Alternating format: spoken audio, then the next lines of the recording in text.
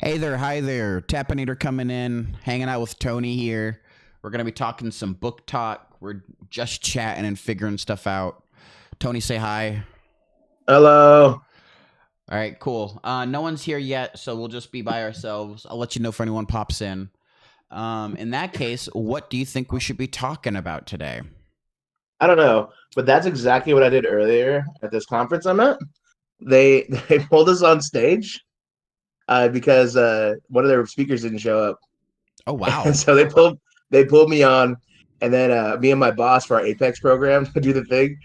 My boss was like, "Okay," she put it together a PowerPoint real quick, and I was like, "Okay, do you want me to just cycle through for him?" And she's like, "Yeah." And they go up there, she hands me the mic, and I was like, "Hi, I'm I'm Tony." Hi, it's me. Nice to meet you. That's what I was like. I was told about half an hour ago. I would have to click through a PowerPoint. Now immediately I'm speaking. Let Good to see me you tell this all. room. Yeah, good. I'm glad you all gathered here today. I was so ready for all 70 of you. God, that sounds a So that was little fun. panic inducing where you're like, okay, here we go. I guess I'm Yeah, the leader. it was all right. I was like, some of the shit I didn't know because people were asking questions too, and I was like, yeah, I'll get back to you. That's a No great bullshit. question. Just looks at your I, boss. I We'll know. get back to it. Yeah, great question. Anybody else? Anybody else got questions? Oh, great. Yeah, let's get a list going. We'll see if anybody in Oh, the auditorium has an answer. yeah, let's do this a different way. Let's It was fun. popcorn. Let's It was good fun. I like those things. That's the second time that's happened to me at a conference. Where they pull me into something immediately. I told you about that before. They Yeah, did to you me. told me about the last one. It really seems like they look at you and they go, "Oh, he's ready." I'm like, what? I'm not. I'm surprised. I, what they don't know Surprise, is motherfucker. I was. Yeah, that was surprised, but it was very like. Well, but the cool thing is I'm getting used to it now. Now I just go to conferences. I'm like, when am I going on stage, guys? They're like, you're not. We don't have you in the program. I'm like, I'm going on You're stage. like, I know what I'm gonna be doing. I At know. least Stop. four people will fall, and then I'll have to be on I stage. know. So I'm like, stop fucking with me. Just tell me what I'm going on. Because can we cut out the You're like, nonsense? this We're is the playing this. plan, clearly. This is fucking the foreplay before we can actually get on. I can get on the stage and tell you all about what I'm not prepared for. Damn it. Dang nabbit. All Dang right. nabbit, indeed. What did you want to do today, Jonah? Let's pull up What are we doing? the let's pull up the documents, and then we can start looking at where we left off. Okay. Google Docs.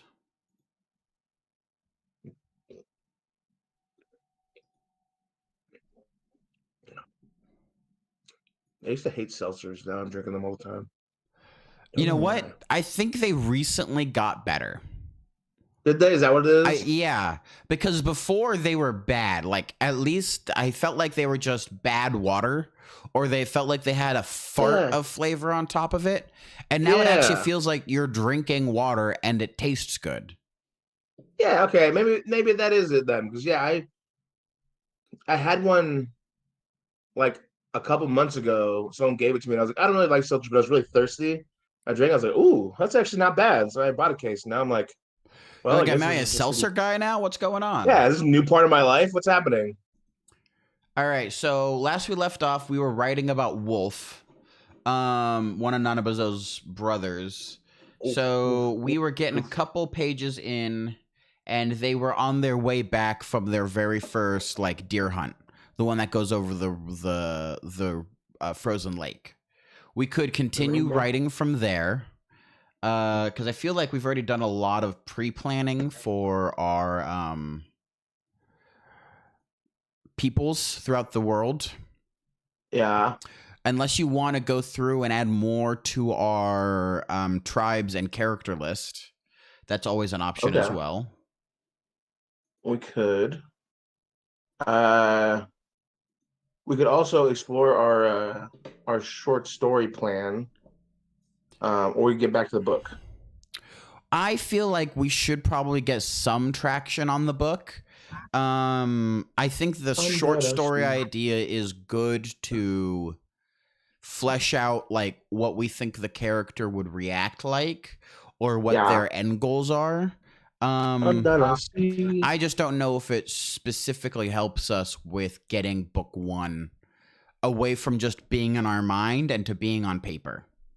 Because once it gets on paper, then we'll look at it and be like, oh, this is trash. And then we'll go back and fix it to make it at least look nice. Dude, I tell you every time. First fucking try. It will never be. We've already redone Wolf like 4 times. If you stop telling people that, then it'll be the first time. We'll come in with a cool story. Man, how'd you guys do this the first time? I don't know, man. Oh, easy first time, first chapter. Now as I'm naturally looking talented through, people. 5, 10, 15, 20, 25, 30 different documents that we've had for ideas and stuff. First time, baby. First time. First time, every time. Uh-huh. Okay. We could do some wolf stuff, or you know what would be cool too? What's that? So I did have a cool idea. There is a Lummy hero, and a Lummy Oh, a Lummy is a tribe. Lummy. It's Lummy, Lummi. There is a Lummy hero and a Lummy villain that both have a power very similar to Nanabazo's, except they don't transform themselves; they transform other people. That's kind of cool. I know, right? Okay, And where are the Lummy located then? They're actually where I am right now in northern Washington. Okay, so they're Pacific Northwest. Yes, that's what I was thinking is for the Northwest tribe to add something for them. And they also have a troll woman monster that eats children. Okay, They that's call cool. her the basket ogre. Basket ogre. Oh, that because is her she name. Yes, puts children or people into a big old basket. Mm-hmm. That's cool. Actually, you know what? If we want to flesh out our Pacific Northwest tribes, that might be a good time to do that.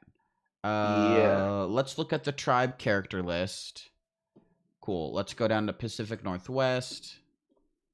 Chickanapook, Talek, Wayaka, Potawatomi. Where is it? Lower. Ojibwe, Ondanga, Blackfoot, the Coyote tribe. Where did I put the Pacific Northwest ones? Northwest, right here. Cool. All right. I'm going to Control C, copy these. Let's open up a new document. Are you in the files? Nope. Are you going to get into the files? Trying. Fantastic. Everything went to hell. Oh. Okay. Oh, you dick. I just named it PNW Tribes and Relations.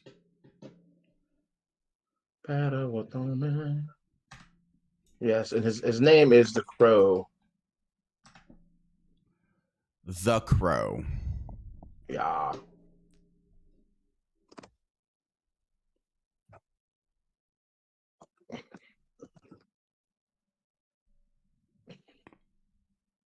Google Docs.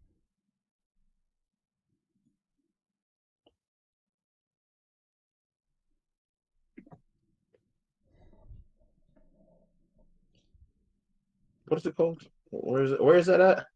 It's under the Realms Remembered one.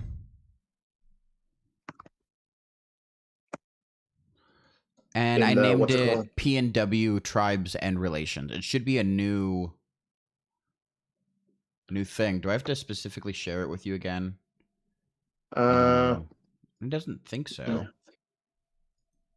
Maybe. It always makes me, I don't know why, I have to go through my email to get your shit. That's so strange. It should just be shared with you. Yeah, I know. Like, I can't get any of your stuff, like, because it's not, and it's specifically you, because like my mom did this to me the other day. She shared something with me, because she needed me to print something out for her, and it worked like immediately. But with you, I have to go back into my email and click on the link you shared with me. That's so strange. Yeah, I don't know why it is. Realms Remembered. Here is the folder.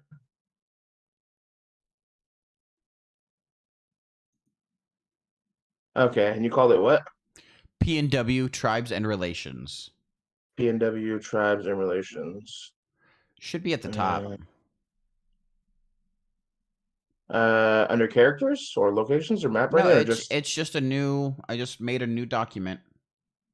Nope. I see chapter blurbs, links, notes, prologue, scenes, tribe, writing tips.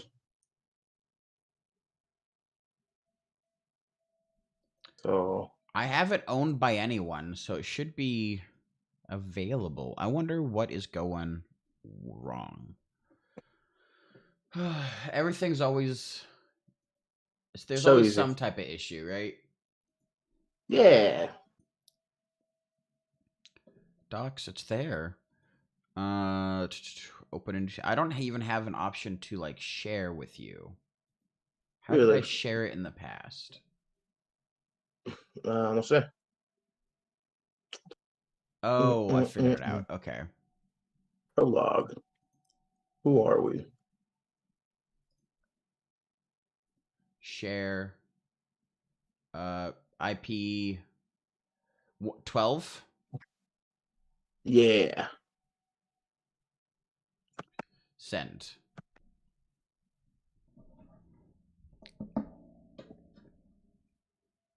So far, I got the Klamath, Kalapuya, Shasta, Modoc, Chinook, Tinglet, Hawaii for the main ones we're thinking about. Hold on there.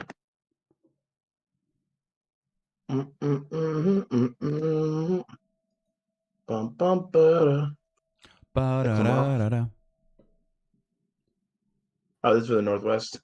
And yes, we should add. Oops. The Lummi.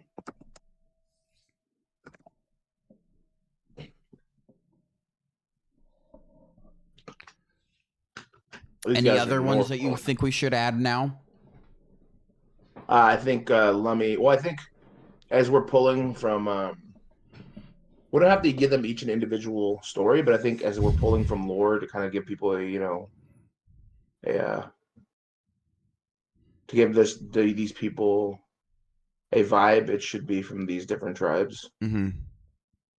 They say like Lummi is the one with the crow, and the I think it's a badger is his nemesis. So we got the crow, badger. The crow and the badger. You said that they have people changing powers. Yeah. What do they do?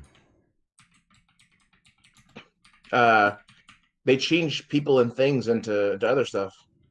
Is it like specific things? Okay, it's raven, not crow. I was wrong. It was raven and a mink, not a crow and a badger. I was so close. A minx? A mink. M-I-N-X? M-I-N-K. A mink. Oh, okay.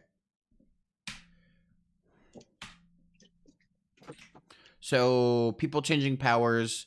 Does the raven turn people into, like, other ravens? Or is it just different things? Like, you're a cup now. If you have a link to whatever you're looking at, you could toss it in the document. I could look at it, too. I found it way earlier. I cannot find it now. I saw the raven and the mink. Trying to find where I read it at. There was. I'll have to find it.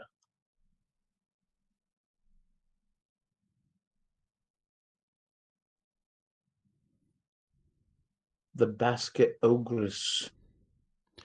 Basket ogress. That's cool. Yeah, I kind of like that. I imagine in like a 8-foot tall woman with a heavy reed basket running around just grabbing up men and children. Being like, get in my basket. Mm-hmm. I'm gonna save you for stew tonight for my husband. Yeah. And my hungry boys. I think this is it. So in this one, is the raven the good person or is the mink a good person? The Raven's a good guy, I thought so. but he's also a trickster who is frivolous and poorly thought out. He has negative traits such as gluttony and greed and impatience. Ooh, gluttony, greed, and impatient, and they're the good person. Yep. But he is a hero. He's a benevolent transformer who helps the people and shapes the world around for them. So he turns things into other Greed. things. I can't find the story though, where he actually. Greed, There was a story I found. gluttony, and impatient.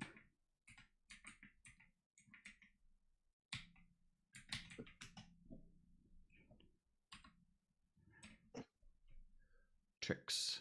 All right, people changing powers, good. Tricks people with poorly thought out plans, greed, gluttony, impatient.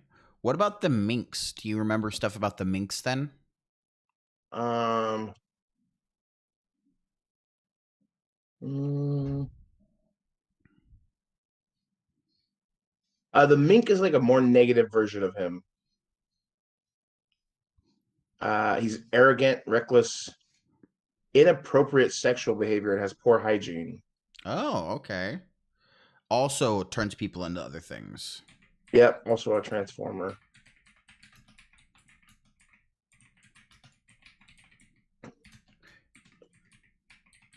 Arrogant, unclean, and bad sexual behavior. Little naughty minx. Mm-hmm. You know what? Let's add thievery to it as well. Thievery.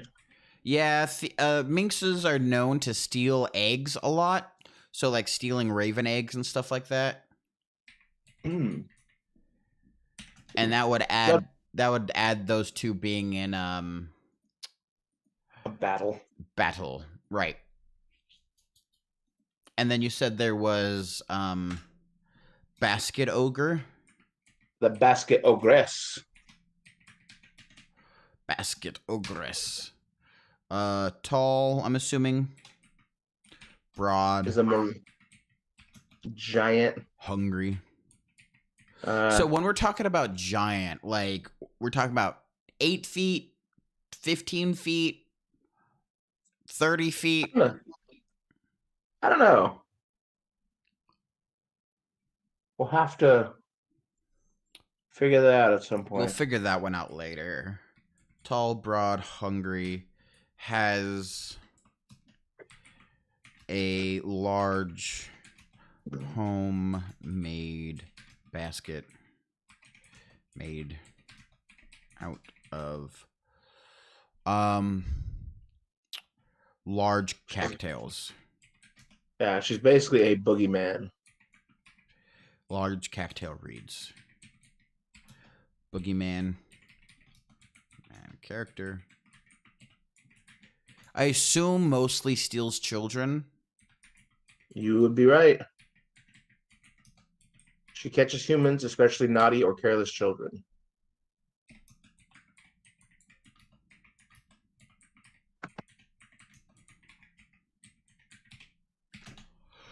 Cool. We got some naughty or careless children running around in the Pacific Northwest. In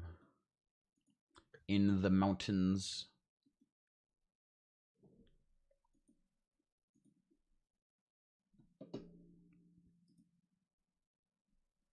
All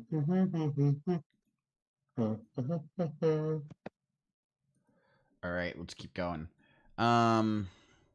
Any other cool myths from this Lumini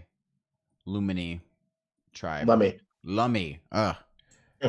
You were so. I was just trying to sight read it. I was just trying to read it as it looks written to me. It's Lummi. Lumini. That's funny. I'm the dumb. You're a silly guy. Yeah, you added an N. I'm so good at this. He's an author, goddammit. Lumination, if you're cool. Oh, I see. Yeah, maybe you're going for like Lumination. Lumini. The Lumi. I don't know. Where are we going next? Okay, well, I it's thought good that to was- have. We could also move on to, so that's the Lumi. Oh, We you know have. who else? Go ahead. Oh, sorry to interrupt you. The Mount Hood. Mount Hood. Remember the one I sent you about Mount Hood? There was a brother. Two brothers were fighting over a woman, and so the gods turned them into the mountains. Ooh. Yeah. So in Mount Hood, its actual name, like native name, I can't remember what it's called. It's like Q something. I messaged it to you. Let me look. I don't know if I read that.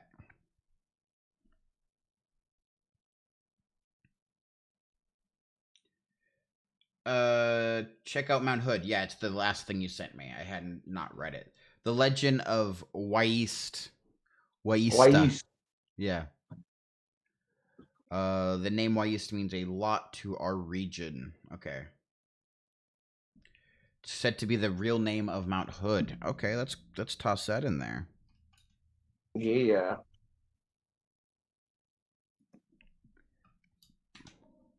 Let's put some brackets. Hey, imagine there's an epic battle between the two brothers, Yeast and Click. It looks like Clickety Clack. It's Click It at Click It at over the beautiful Lewitt. The struggle was so fierce that the great spirit transformed them all in the mountains. Clickety Clack became Mount Adams. Lewitt became Mount St. Helens. Oh wow. And Yeast became Mount Hood. Oh, is this related to the three sisters in Oregon? Maybe. Because it's Mount Hood, Mount Shasta, and let me do a secondary Google. This is what the writing process is all about. Having a question and going, wait, what? I'll Google the fuck out of this.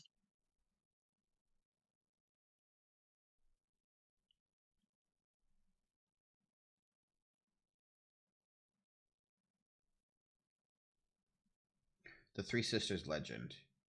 As the lives of the three sisters were seriously in danger, a witch doctor from the Ketumba tribe took it upon himself to turn the three sisters into stone to protect them from any harm.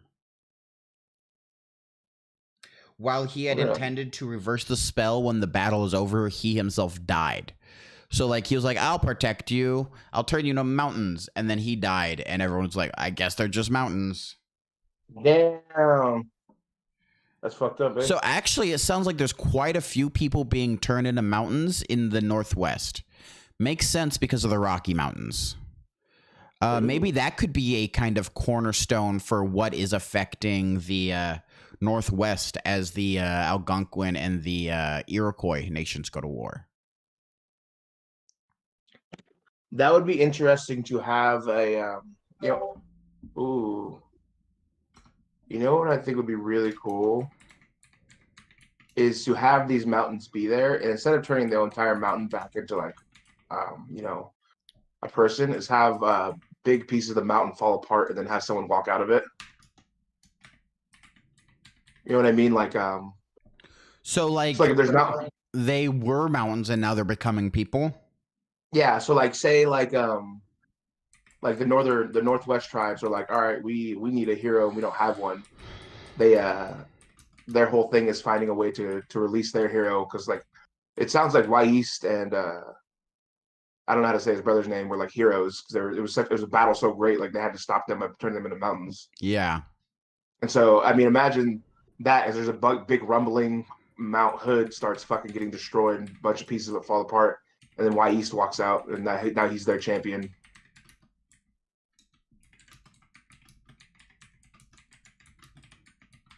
Okay. Yeah, no, I like that. I think we're getting kind of a theme going here, because we have Yeast, who was turned into a mountain for fighting over a woman, and now we have these three sisters that were turned into a mountain to protect them. So, and we have the Raven and the Mink, who are both people who turn people into other things. Oh. So we're getting a multi-step connection here. Maybe those could be the people that release them. Okay. Yeah. I could see that. So maybe the Raven and the Minx were fighting, trying to one up each other, trying to go back and forth, but they've been kind of stalemating each other. So the Minx most likely, right? Because he's arrogant and likes to steal things. Maybe his first thought was to turn one of the sisters back into being a person. And then the Raven was like, oh, that can't happen because he's greedy, gluttonous, and impatient. So he just goes to the first mountain he can get, which is maybe Wyist, right? I think I think it should go a different way because despite him being greedy, gluttonous, he is a hero. He tries to do things to the best of his ability. He's just a dickhead. It sounds like to me. The Raven, So yeah. I think maybe what it could be is the mink is knows about this now and is trying to release them because he likes to cause mayhem. He just thinks it's funny. He wants to release the sister and the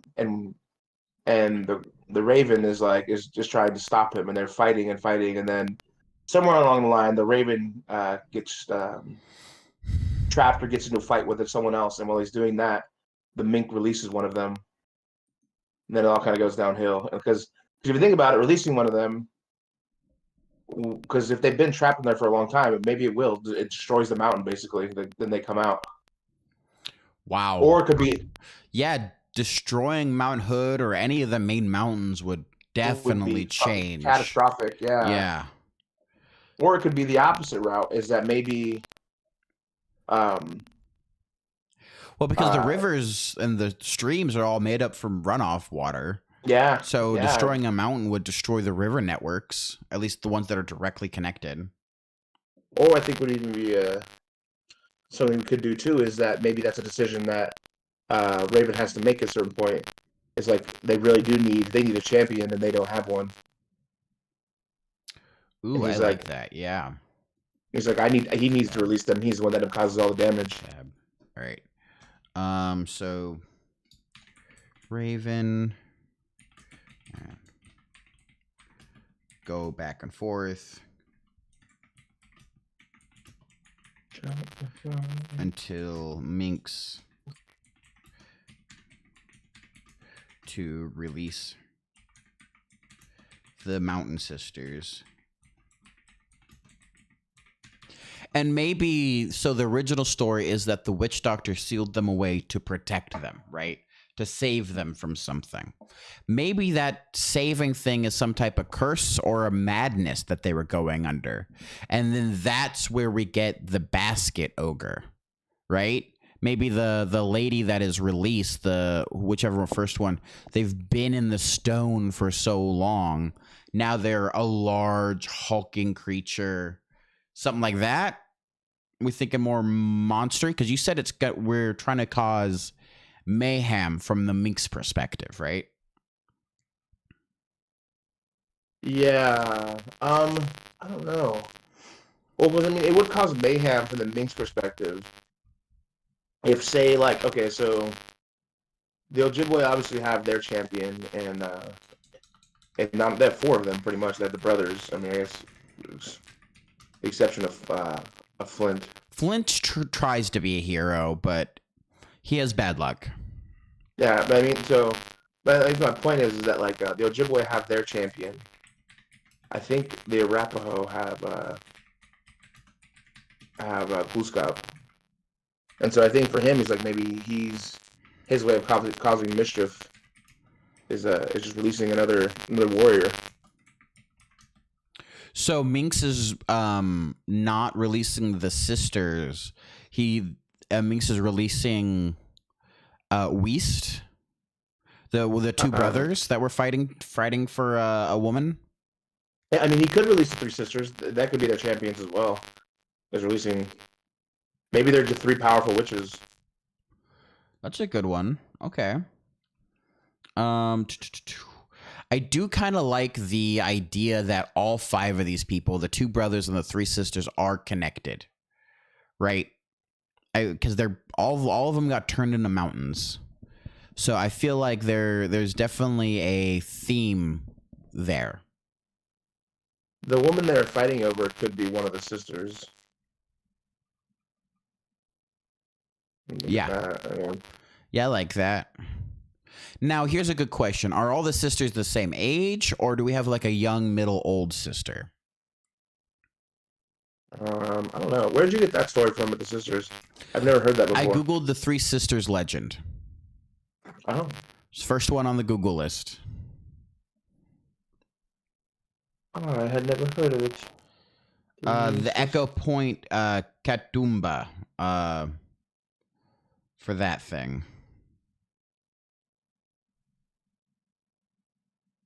The maidens were in love with three brothers from the neighboring nation of the Dahuruak people, but marriage was forbidden by tribal law. The brothers were warriors and decided to take the maidens by force.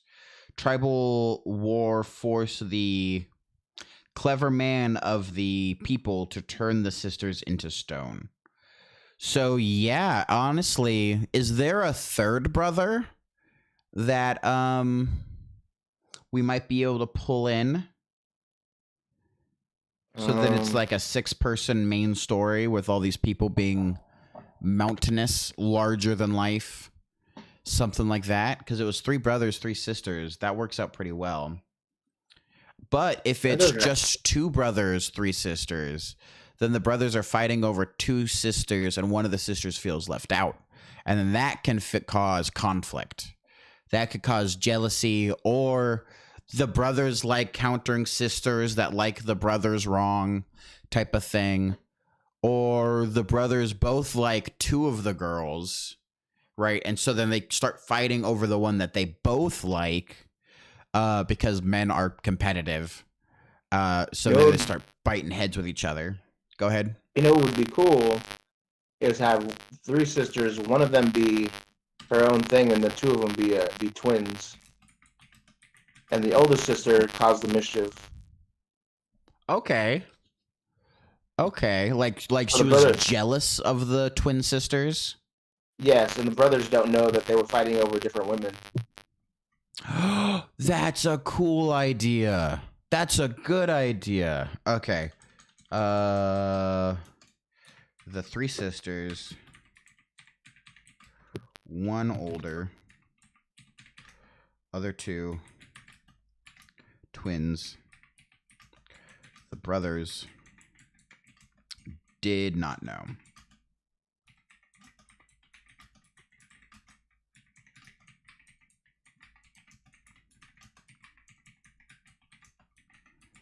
Did not know they were fighting over different women.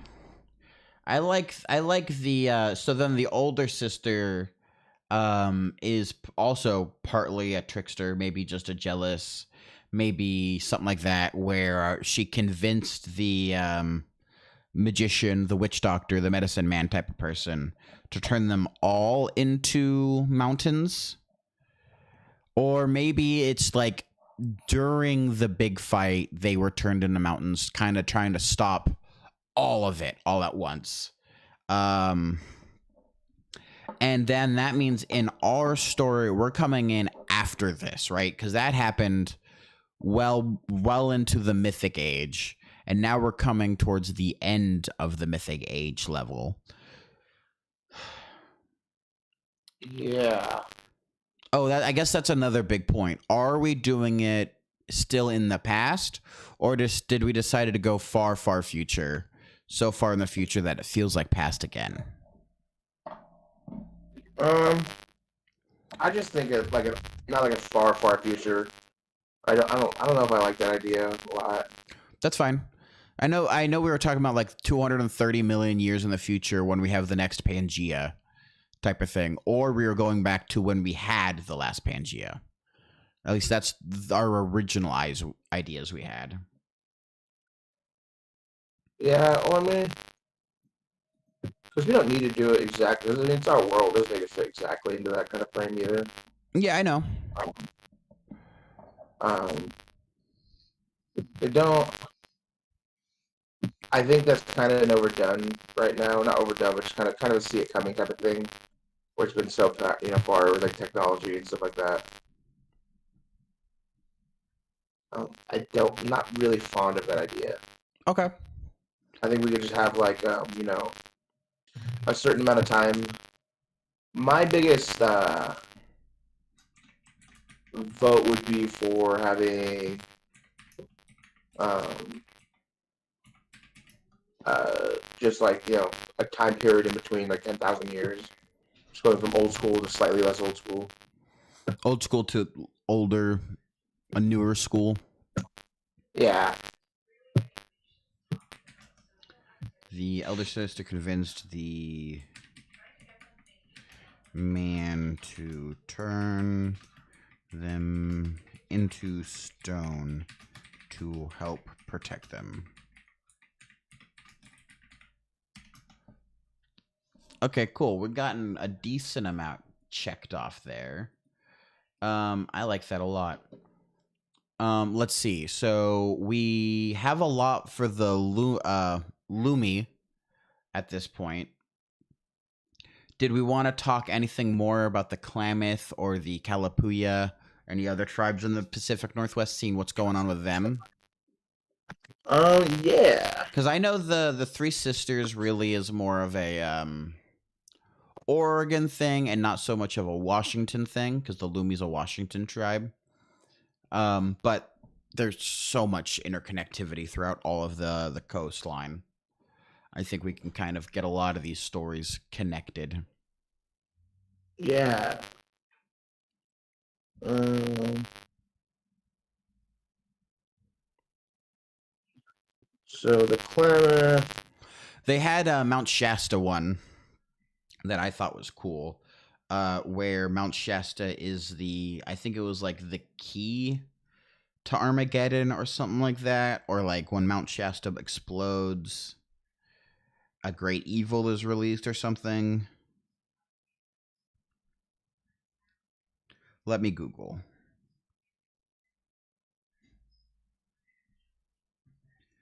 Mount Shasta has been the subject of a large number of myths and legends. In particular, it is often said that there's a secret city beneath its peaks. In Mount Shasta? Yeah. Oh, wow. It is inhabited by a technologically advanced society of human beings or mythical creatures. So that could be a place where the Thunderers are residing. Uh, hmm. That's interesting. I guess legend has it that some believe it to be one of the most sacred sites and is the home of the creator. So kind of a Mount Olympus type of situation That'd be where like the interesting. god resides.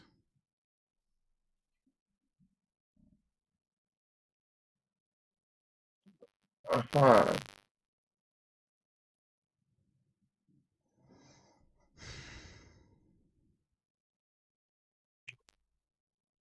Um, okay. And that's for where? Mount Shasta, it's one of the largest mountains in California. It's at the very northern tip of California. I ate a Lunchable Yeah, looking at it when I went down to hang out with my brother. ooh, because Klamath is more California tribe, Yeah, right? Klamath is a very low Oregon, very high California. It's Okay. surprise, surprise. The American government didn't really, care about where they drew that line too much. Yeah. There aren't people here. Oh wait, there are people here. Oh, Um, that's cool. It's also considered the root chakra of the world, the spiritual connector between the world and the divine. That one seems a little wishy washy. I'm not too happy about that one, but that's cool. oh, All right, I'm going to keep looking.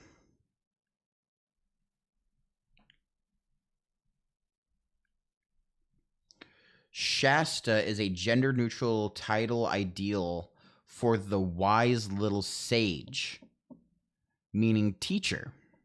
All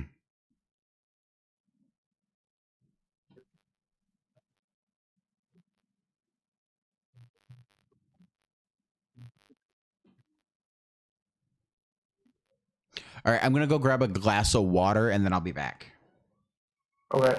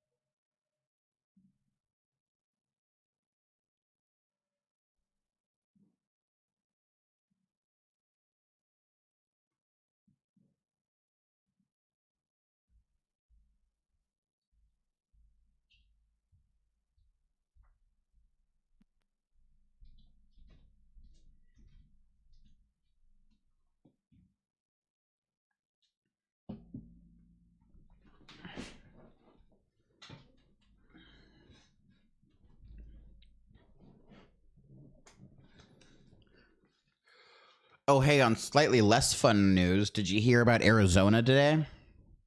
No. So just Google Arizona new law real quick. You'll find out very, very fast. So that does not bode well. No, it's actually a very bad thing. So from what I understand, the Arizona Supreme Court just upheld an 1860s law about abortion, where it effectively criminalizes every abortion in Arizona, criminally punished for up to 3 years in a federal prison, and fines, basically, for any abortion that will happen or has happened in Arizona. So the Supreme Court for Arizona upheld that. Fuck, dude. Fucking. It is so. It's bullshit. It's so bullshit. It's not even surprising anymore. I wish it was. It's more of a hey, did you hear at this point? Yeah, it's like breaking news. I learned about it from TikTok. I wonder why they want to ban TikTok. Have you seen that? Have you heard that about Cole Brinkman? Cole, I don't know. His name is Cole Brinkman. They found he's a native guy. He's an actor in that. You ever seen that show Yellowstone? Mm-hmm. So they did another. It was like the prequel to that called 1923. I have not seen that. He's one of the actors in it. He's okay. So you know the guy Mo in Yellowstone? I think so. Yeah. The native dude with the cowboy hat. That's like the guy's right hand man. Yeah. So that was his nephew. Oh, that's cool. Yeah, and that guy. So he was in that. He was getting to be pretty famous. He was like an actor, like a model and stuff. And they found him dead in the Kansas woods. And someone they cut off his braid. So it was, my goodness! So it was specifically because yeah, some bullshit. It's very yeah, and some people say racism doesn't exist in America today. No, you know, and I was actually talking to one of the elders here at this conference here, and he sells he's salmon. He fishes. That's how he makes his living, and he's like, yeah, this year I'm not gonna fucking, I was like, can't make it. I'll send him. He's like, he said they're like, he said around here they're poisoning the waters. He's like, these companies over here, he goes, they're fucking throwing all their runoff into it. The fish and stuff are getting moss on them and they're dying. They're getting moss? They're growing moss on their moving scales? He said there's a bunch of moss in the water, on because of all the algae, I think it is. And he said it's getting on some of the fish and stuff, and they're dying from it, I guess. Oh wow, like toxic algae blooms and stuff like that. I'm assuming that's what he was talking about, but yeah, he said basically it's making it a lot of it unfishable in this area where he's been fishing for decades. And so I was like, that's fucking sad. Yeah. It's not the news you like to hear, because they. And even when you bring up the EPA and like regulations and stuff like that, the government agency takes years before they do anything, and then what they do is just a nominal fine, like a couple $1,000, maybe tens of thousands of dollars. Nothing more. For a multi-million-dollar company. Yeah. And the multi-million-dollar companies basically just go, well, we saved more money than you cost us, so guess we're just going to keep doing it. Those fines, especially if they're doing it knowingly, should be ruiners. They should knock those companies on their ass. Oh, yeah, it should be a huge upset about it. It should be like, oh, no, they caught us. It should be like, oh, we've tried so hard not to be caught so we don't have to deal with the consequences. Not, okay. And? Interesting. Neat, you got me. We're just going to fire a couple people. I mean, not us. We'll fire some like poor people. Yeah, one of our second middle managers, right? Some of the people that make $80K a year, it was that guy's fault. Next. Yep, and we'll shift his duties to hire it to someone else. Yep. Split his duties amongst all the other people that are left and call it a day. Did you know that a lot of times companies prefer to hire rich kids for their EPA decision making, because they statistically have lower empathy for others, so they're more willing to make a downstream issue because it's not going to affect them. Yeah. Yep. They hire from I think it was Goldman Sachs that got caught doing that. Not caught. I mean, just what they did is like they hire from Ivy Leagues, and they'll hire specifically from rich families. It doesn't even matter what their subject is. They're like, they could be an art guy from Ivy League, and they're like, we know you don't care about people. Yeah. Let's get you on board. Okay. Their heaviest demographic that they were choosing from was lack of empathy. And it's just like, oh, great. That's what you were desiring. Yeah, that's the skill we need from you. Love to see it. Love to hear from it. Do you care about people? No. Yeah, I do. Like, we don't.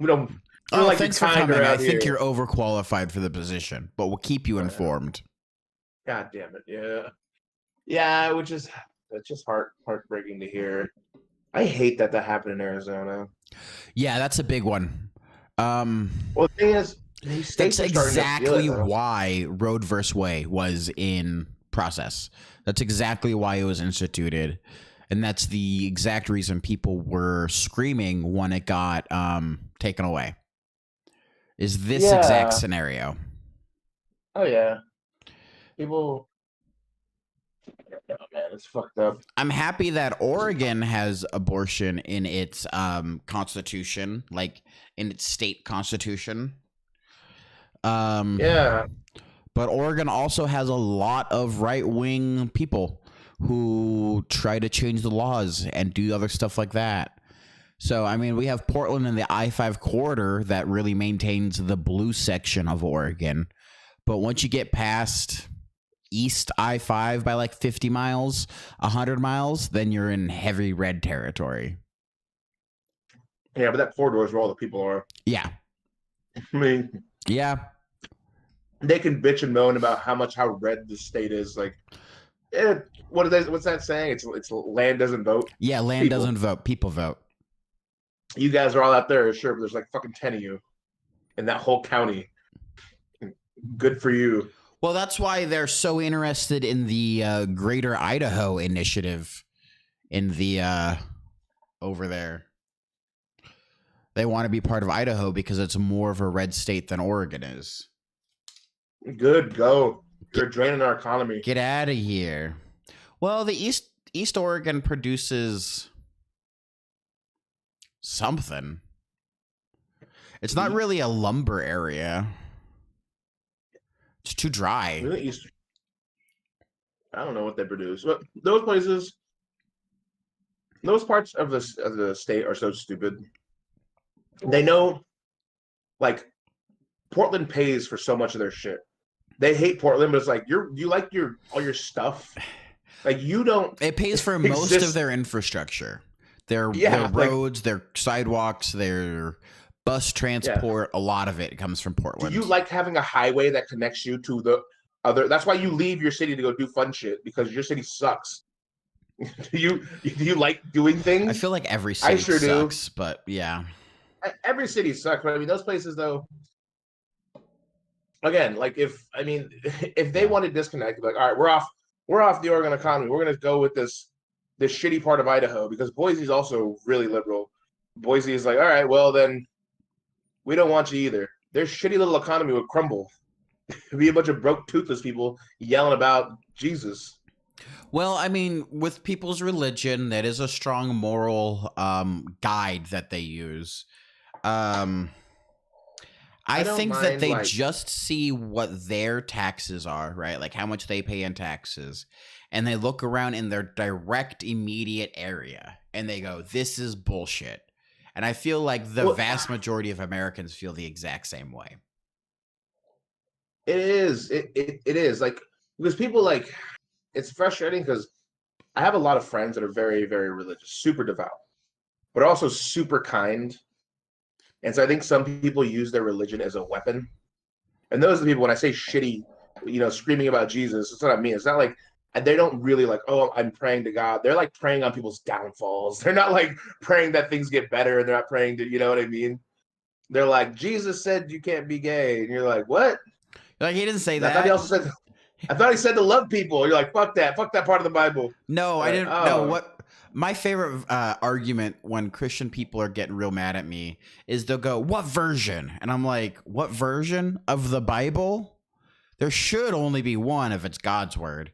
And if it's not, then that means it's muddled by man's word, in which case you can't trust any of it because men are flawed. Humanity is flawed. Yeah. Yeah, and that's the hard part too, is people, like you're saying, the economy, people think that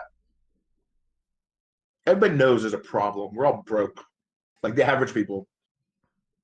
It's not broke, but it's getting harder and harder and harder to do things. Nah, man, we're getting pretty broke. Yeah, we're starting to get broke. Yeah. I mean, it's crazy. Like when I was younger, like not even 10 years ago, the amount of money I make now, I was like, dude, if I ever make that much money, I'll be fucking set. Now I'm making that money. And I'm like, ooh, like, wow, I need more money. I can breathe a little bit. I have some extra money, but you're still looking around at your place being like, I need more roommates. No. I need better roommates. I didn't think at this point in my life I'd still need roommates. Like, I don't need them, but if I didn't have them, I could afford to do nothing. Right. Yeah, you would be able to eat, work, and go home. And then probably a gym membership, because that's a requirement. Yeah. Yep, and that would be life. With the roommates, I'm like, hey, every now and then I can go to a concert. Yay! Let me spend $120 on watching somebody play live music for a while, just to fucking drown out the sadness. That's what it is. It's a cry for help. Let me jump a couple times. Yay! My heartbeat. I jump. And I jumped just like that, just all sad-eyed. Woo! Oh, boy. We're all gonna die. Oh, absolutely. But we'll be dead. Fair enough. No, I do take great comfort knowing that eventually the sun will expand and just erase Earth. Like... Yeah. It makes me happy to know that regardless of what humanity does, in the end, it doesn't super matter. Oh Like, yeah. unless we're able to go interstellar, like past our solar system and colonize planets and asteroids outside of our area of influence, if we can do that, then all of a sudden human history matters. All of a sudden, the Mhm. effects of humanity have a weight upon the consciousness of the universe. If we're just stuck on one planet, it doesn't matter. Man, we're going to nuke Yeah. ourselves to death. We're going to poison ourselves. We're going to release bubonic plagues until we all die. Yeah. Yeah. You know what's scary is I don't even know if I want humanity to be able to expand because we would be such dicks to everybody we found. If we find anybody. Yeah. Oh yeah. I'm That's a what I'm saying. yeah, I'm a big component of until we have a defined, verifiable, 100% hi, I'm an alien. Um, we have to assume we are the first conscious species. We have to assume Yeah. we have the responsibility for life and to spread life. I don't think we are, but Oh, I don't think we are, but I think we have to assume that we are. oh You know yeah, what I mean? we'll I don't go think out. we're allowed to be like, don't worry, life will continue somewhere else, just out there. Because to our direct knowledge, this is the only location life exists. This It's planet, true, which this would be rock, fucking bonkers. yeah, this is the only How place we have crazy. evolution happening. That would be so nuts if the like in all the known universe we were it. Yeah, it's Like, statistically damn. unlikely. Sure. Until I can see evidence otherwise, we have to assume, right? Once we have the capability, we have the responsibility to act. Yeah. 'Cause we're basically be out Antarctica by ourselves. Like, Mm-hmm. what the fuck? Just us, huh? Just chilling. Just we're the consciousness. We're the ability for the universe to say, "Oh, I think. Oh, I wonder." No, seems crazy. And we would be such a disease. We would just trample other planets. Oh yeah. Because can you imagine? That's what we did when when settlers first got to the Americas. They thought they could not cut down enough trees. There's like we could never cut down enough trees. Oh yeah. Real They're damage. like, it'll be here forever. It's a land And then they of got through them. unlimited potential. Yeah. The ocean, we thought we could never fish so hard on the ocean. It's too big. We do the same thing in the universe. Like, dude, we can. There's so much out there. We can never. And then by the time we're like, all right, guys, better figure something else out. We fucked up this universe. Yeah, let's just One more universe. wormhole, invert. Yeah. Let's put enough dark energy into one location to spark a Right. new universe. We've learned our lesson. One more universe, then we'll know for sure we can do this thing. We're responsible. God, we are the bad guys. I would like to think we're just the dudes, right? We're just the people who are existing. Life isn't nice. I don't think there's any form of life that doesn't exist that doesn't have competition. You know what I mean? True. From the very base single cell organism, they have to eat and they have to compete for resources to then reproduce. That's life, from my understanding of it. So humanity being terrible, that's just us being able to look at ourselves finally and be like, yeah, that's a bad one. Yeah, we kind of suck, but still gonna do it. You know, what are you gonna do? Did you hear that there's a lot of very rich people now who are like, we're not facing a population issue. We're facing a birth rate issue because we're not going to have enough workers to maintain profits. Yeah. So it's not really about like maintaining the capability for like the Earth biosphere to continue working with the amount of humans we have. It's about like, but what if Tesla's stock goes down a little bit? That's unacceptable. Have more babies that we can enslave. Yeah, Come on. future workers, one congressman said. There aren't enough future workers being born. Not Get even fucked. people.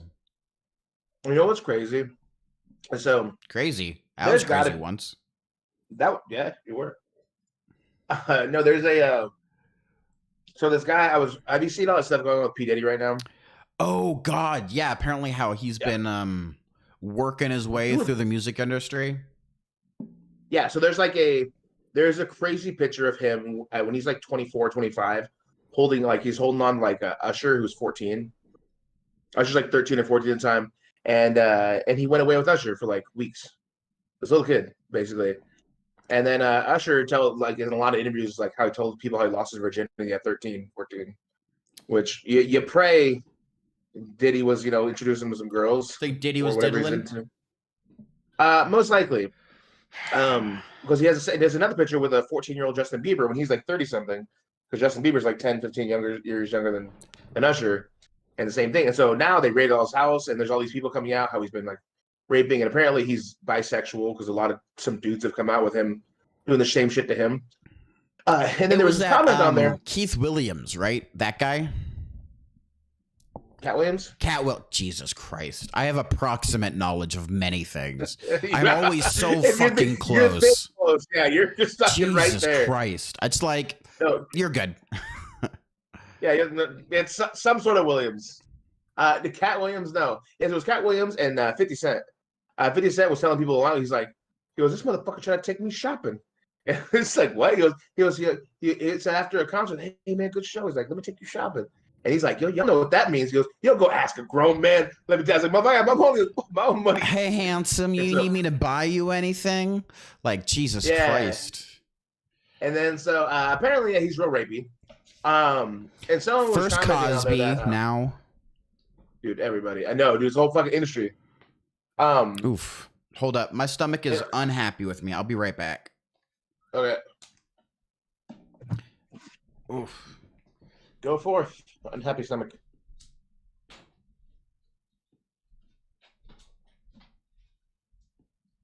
Can I hit it in the morning?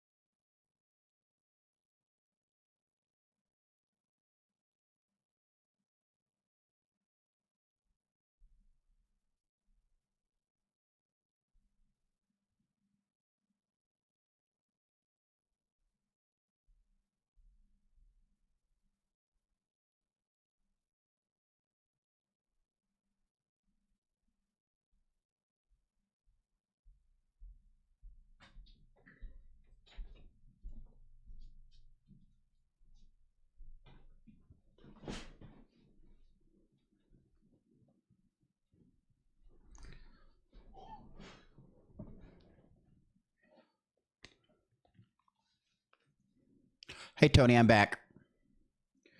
I think that oxtail is a little bit more oily of a meat than I'm used to, and it's kind of running my insides away.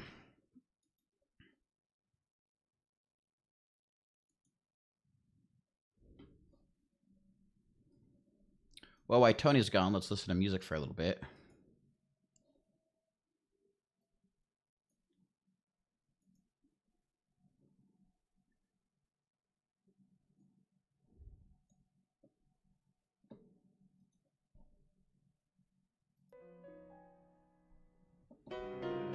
There we go. Got a little bit of something playing.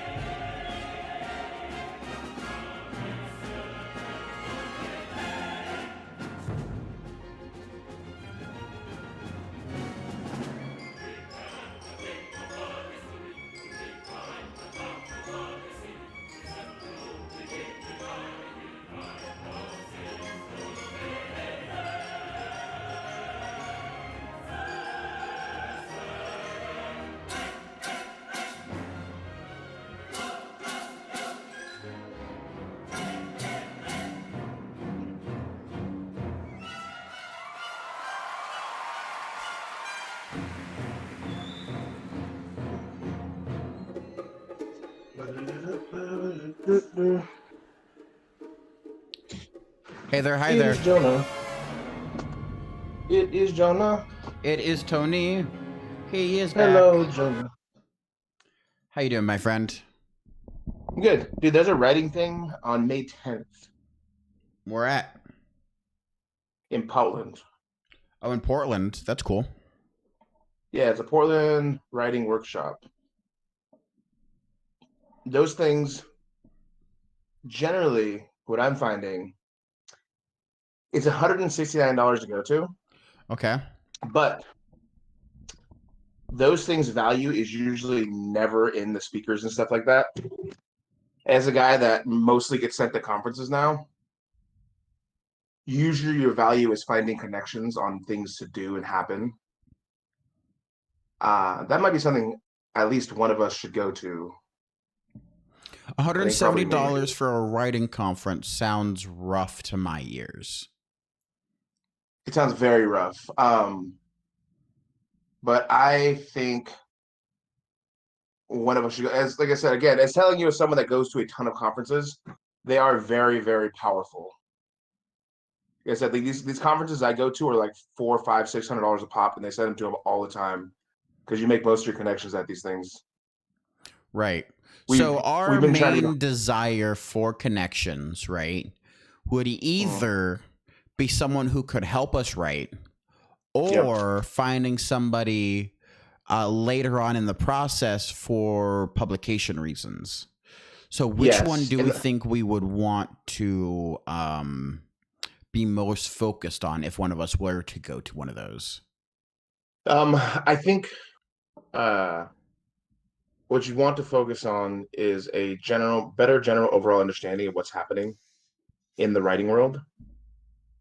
So as far as going, because like me, I have a vague idea of how you get published. What your process is, and you can read through.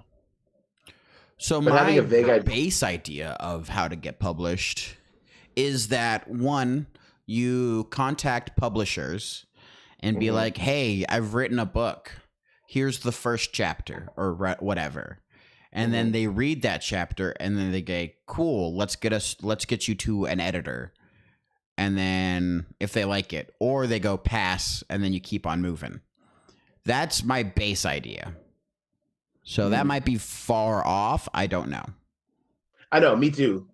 But again, like I said, the best thing with these things is so you go meet people, make friends, then all of a sudden, when there's an opportunity, you're a friend. You're no longer a stranger. You're a person they know. So for Oh, it's the me, Tony. Yeah. exactly, yeah. Hey, they got to choose between two books. Hey, these ones are both okay-ish, but we know these guys, But I know so I that can do these person. guys. Yeah. Exactly, yeah.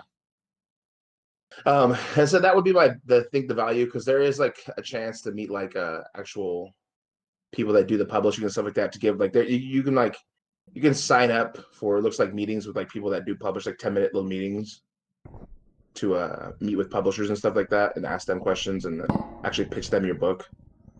That's cool. Um, We don't really yeah, have an which would be, elevator pitch yet, though. I don't know if we're quite ready for that's why I brought it up though. It is in 1 month, a month. Yeah. in May 10th. Yeah, It's an would be a interesting idea. yes. I personally would be all for it. If we have something ready, I wouldn't want to go half cocked.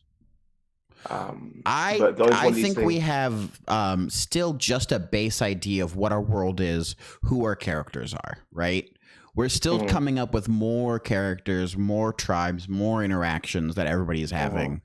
We're still building the like ecology of the world. Um I think one of our main things if we wanted to be ready is to have a first chapter fully written, to go talk to somebody, right? To be like, hey, this is our beginning. This is where we're starting. Because we have a couple pages written. I don't think we have a full chapter written yet. We don't have a full chapter written yet now. So I think Um, if we were to go within a month, we would need to really buckle down on actually writing. yeah, I disagree that we need the full thing. Okay. Because I did watch a few things of like people that you pitch books to, and a lot of them what their point of it is that like I probably watched like 10 different people say what they're looking for, and all of them have a very similar answer. It's that we know when it's interesting and when it's not. They like some people have an idea they explain to me, and it's like, all right, that's fucking cool. Let's see where this goes, and they're willing to get the process started. Some people have written out the entire book. Some people have written out a chapter. These guys have said they've been doing this for a while, all the same thing. Like I can tell if it's going to be fucking just another lame story or something really cool. Okay. All right. So in that case, what would our pitch be? How would we present our story in a concise and engaging way? I don't know right now. I'm about it. I'm trying to say this in a way of being like, all right, cool. Let's think about it from their perspective and how we would present ourselves to be that, right? Mm. Because I like it. I I like think the idea of starting to talk to people and starting to get more balls rolling. I think basically you present it in in the way that we present it to everybody. Anybody who told about it, like that's fucking is taking Native American mythology that people don't know a lot about and Mm-hmm. telling them a couple stories that Native American mythology is, and letting them go from there. Because people are like, well, that's cool. I want to know more. That's cool. I want to know more, and let that be our basis. Especially right now, a lot of Native American things are getting very hot um, in media. We had the Prey movie, Killers of the Flower Moon. We're getting more and more seen, uh, and so I think people are kind of anybody that wants to make money is starting to lean into that kind of thing, whether they agree with it or not. You know what I mean? I see what you're saying. So I think yeah, so I think it'd be a good idea to talk to people because one of the ladies specifically, she's looking for LGBTQ and BIPOC storytellers. I think having a story heavily invested in because if you think about it, if you have a good idea, right, and it's like you were saying, editors and are they're kind of worth their weight in gold. They can take a thing that's trash and bring it into something that's gold. Yeah, they can really Uh, push the envelope and on readability for things. yeah, yeah. And so if your idea is solid and you can build the ground for it and make the things just cool, I think if you can meet somebody that actually could believe in the story and be like, all right, I think this is something we go forward with. Now you got the ball rolling. The way I think I would pitch it would be the story follows Nanabuzo and his four brothers, classical heroes in multiple Native American tribes, showcasing the life and struggles that life and struggles that are represented and continue have been faced throughout the ages. High fantasy with large amounts of world building and interpersonal conflict. At least that's how I would try to do a 2-sentence like elevator pitch to it. Nanabuzo and his brothers, he's a shape changer. His other brothers have different powers. There's champions in the world and there's normal people in the world type of thing. Percy Jackson, but Native American mythologies.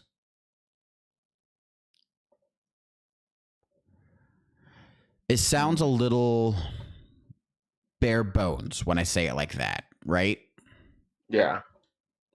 I feel like it might need a little bit more meat there. But that's the other thing. We have a lot of characters. Percy Jackson meets Game of Thrones with Native American on top. See, I think one thing I think that's happening is you're projecting too much into the story of just the heroes. You're leaving out the people. That seems reasonable. Most of the time I read stories for the heroes, not for the secondary characters. Know what I mean? Well, no, I mean, these guys, no. Well, I'm saying that's when I read a story. I read it mostly for the main character. Yeah, but like, so the main character, so like, if we were to talk about like Avatar, right? You only talk about Aang, you know? No, one of the cool things about it is what's happening in the world. It's not the fact that the Avatar is doing his thing is a really cool part of the story, but the world around it, that the world is going to war, that the Fire Nation attack, that's what's the cool, makes it really cool. So if we are presenting something and giving them an elevator pitch, is like there's basically a big war brewing in this more Pangea-like world that's going to focus on Native Americans. So the whole world is going to be based in the Americas, and it'll be just on the Native Americans, South Native Americans, that were there.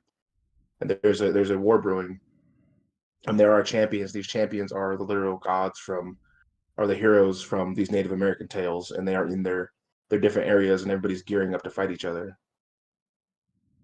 And there's a lot of betrayal, and there is a magical undertone to it that is forcing people or is leading people into these wars.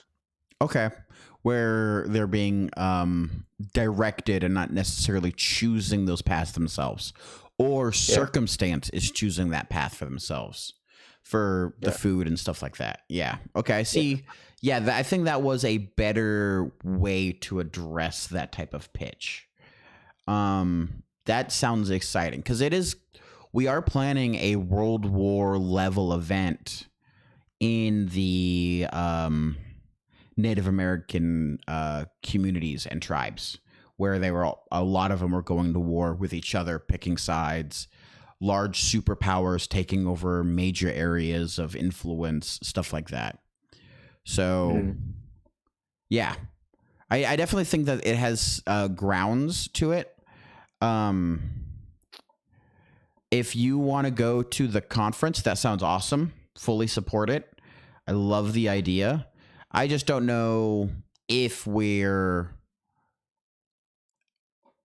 I'm just nervous about moving to that step because I'm not confident in writing. As I've said before, you and I are first-time writers, first-time creatives, really, where we're designing and creating something ourselves for not just ourselves, but for others to consume as well. So You can learn things on the way. yeah, for sure. Until you make it. Hence why I said I feel like I'm just being nervous. Part of it is probably that.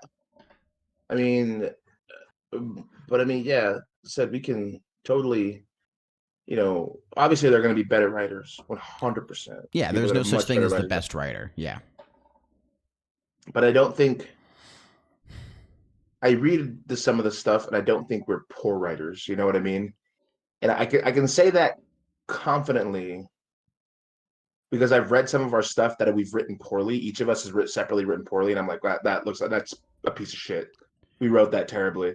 But I've also read some of our stuff. I'm like, hey, that's pretty good, because I would read that. I would read that and not think twice about that being in a book. Cool. And so it's not that I have a bias for us.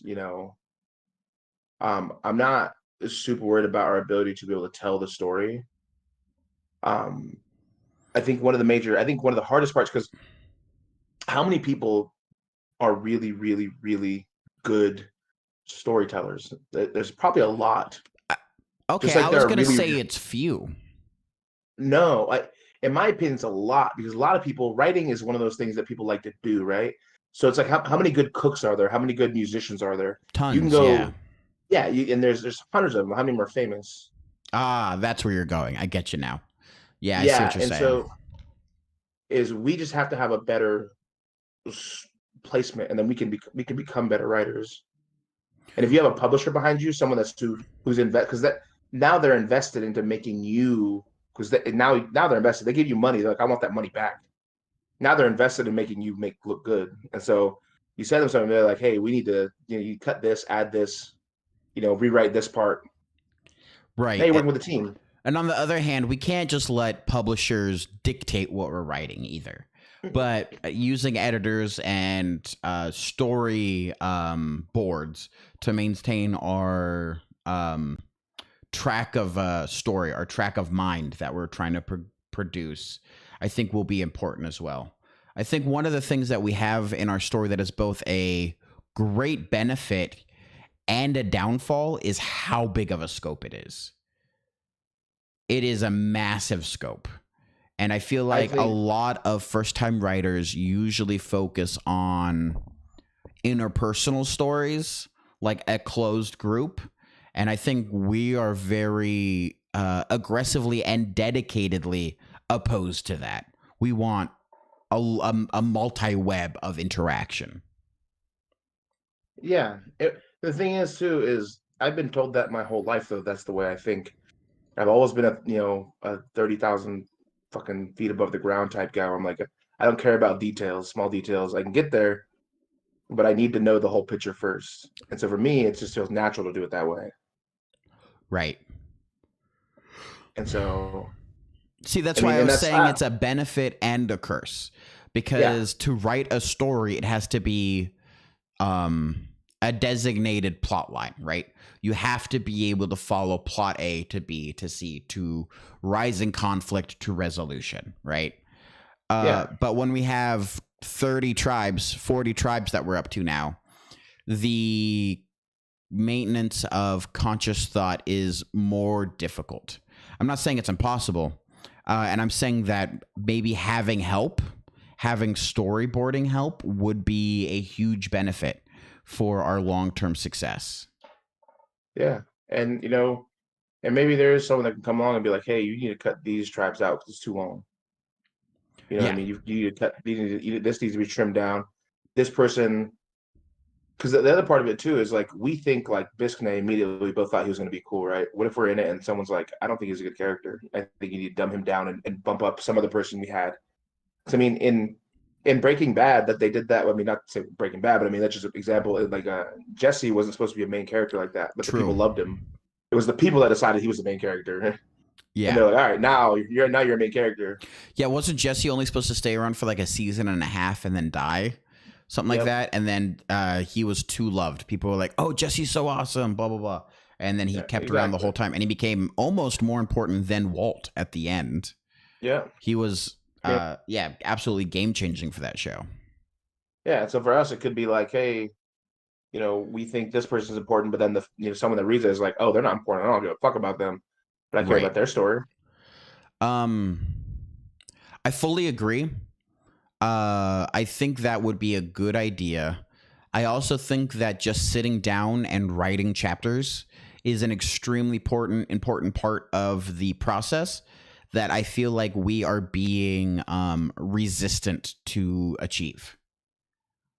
Because I feel like almost every time I've been like, all right, we should get together and just write the words, get the chapters start flowing, right? And then we'll find people along the way, or we'll find a wall and be like, okay, what are we doing here to address this? And then we always end up just still expanding the world out farther and farther and farther. That's fair. I think part of it is because we're not done yet. Okay. We don't know the whole world yet. I don't think we can know the whole world until we continue to write the world. I don't agree. Maybe this is our brains working in different ways again. Yeah, probably Because like I feel like we've already done the skeleton, right? You know what I was talking about in the beginning, just listing out the events, getting the base arcs for what the 3 books will be. I feel like we've done that really well. And I felt like the muscle and the skin and all the added detail comes as we write the book off that skeleton. see, for me, I don't know where um where our people are going outside of our big guys, right? We have our brothers, and I don't know their stories. Obviously, the filter for where everything is going or the leading, but I don't know if we're gonna. We need smaller characters that are also going to be semi-important or really important. Like Biskne is going to be a very important character, and we need to know his whole story. But not just him. We're going to need someone from the Northwest tribes in California and the Southern tribes in Hawaii. We need people without people and personality of the people and personality from those cultures. Those are they exist in theory. They're not real. But we start giving life to them. We shape them. We give them background. Now that's a real world. That's a real culture. That's a real people over there. And for me, that's my biggest thing. Why I don't think we're done yet Okay. with the writing because I can't write if I can't see them. I can't see them right now. Interesting, because I definitely approach it as in the way of writing until we need someone, right? Writing the story until a character is necessary, until a step to get to what our arc was supposed to be to happen. And you're approaching it as in we need all the characters first before we can set the arc. Am I, at least in the way my brain processes it, is that what you're trying to say? Not necessarily the whole character, because we can build a character from there, but I just don't know enough. So in my mind, right, how I usually work, I will tell you this is like with all media I ingest. In order to enjoy it more, I put myself into the story. What would I do if I was there? You know what I mean? As like, or not necessarily myself, but like what other characters are doing, how it reacts to the world. And it's really cool to think about Yeah. what the other person's doing, what the avatar is fucking doing, all these things, what the war is going on, what's happening to the regular people. and I think it brings more life to the story. And so, like I come up with these ideas here. That's how I come with all my ideas. Is I need to know what's going on in on the Hawaiian Islands. You know, what's happening. What's the average person thinking about? Because then that's how your main characters, your people that will react. That's they matter. But that's also how you come up with your stories. That's how you come up with cool things happening. What would actually happen if the whole reason everyone starts going to war is because the Ojibwe wiped this other smaller tribe off the map. And you imagine it might not even be the chiefs and the upper echelon people that are like, oh, we need to go to war. It might be the people that are fucking terrified. But like they didn't just kill them, they destroyed them. And They now you have wiped these him people, and off the that's map. Yeah. yeah, that causes panic. And then you have what, like I don't know what's happening to California and the Northwest people. I don't know what their ideas are, what their thoughts are. I don't know their culture. I don't know what they are. I don't know their heroes. So we can go that way. Well, perfect. Actually, since you brought that up, and we're dealing with the Pacific Northwest tribes right now in our little document here. Should we maybe? I know we have for Klamath we have a character named Quanah Parker, or just Quanah, who's going to be important for some reason, and Moshup or Moushap, the giant that fishes for whales. So far, we have those type of people. Are you talking about like more of these hero level, like story people that are like in these tribes, or do you want to build out like Anne and John and Daniel or whatever, just the base level randos, people who exist? Yeah, I Or think we could. or do you want to set up like one or two values for each tribe that the people of that tribe hold to, or at least try to hold to, and then maybe treat the tribes like individual peoples?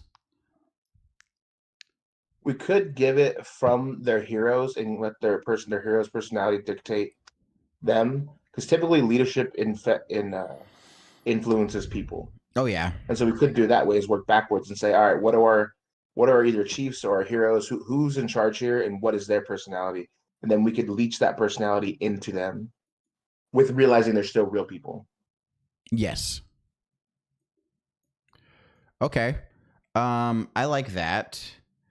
So for the Klamath, let's do Quanah. Let's maybe start with the first one. Um, leader of the Klamath people. And Klamath is Upper California, Lower Oregon. So probably interested in You know what we need to do too? I think even before we do this, I don't mean to stop you. yeah, go for it. Is define what our people think of the heroes right now. Do they know, like, is Gluskop exist, or is he a myth? Is he just getting his powers? I know we talked about that before. I don't think we ever really got a clear answer from each other. We decided that magic came back into the world when the Nanabazo brothers were born. So the magic has been around for around 15 years, and people have been slowly learning how to operate within it. We decided that our magic system is a knowledge-based magic system, pretty much centered around kinda special interests from what I was able to gather. Nanabazo is knowledge of life, so that's why he's able to transform into other life forms. Wolf is knowledge of the dead. Flint is knowledge of death, and Wabozo is knowledge of the living, right?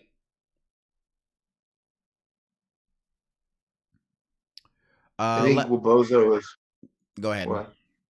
Oh, I think Wabozo is knowledge of life, right? And Nanabazo is knowledge of the living. Of Did I flip them? Is it? Is it? I think so. Because That Wabozo is the that knowledge happens. of things like courage and things like that, right? Yes. of skills. He has the knowledge for like leadership, things to that matter. I'm trying to find where we wrote it. We also had lessons for the reader. Death is not the end. Death is coming for everyone, and death does not have to be scary. That was the main Yes. rules or lessons we wanted Wolf to teach people.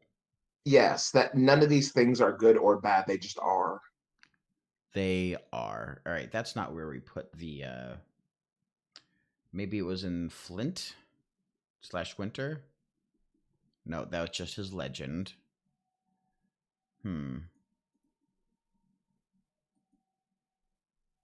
Go back. There it goes.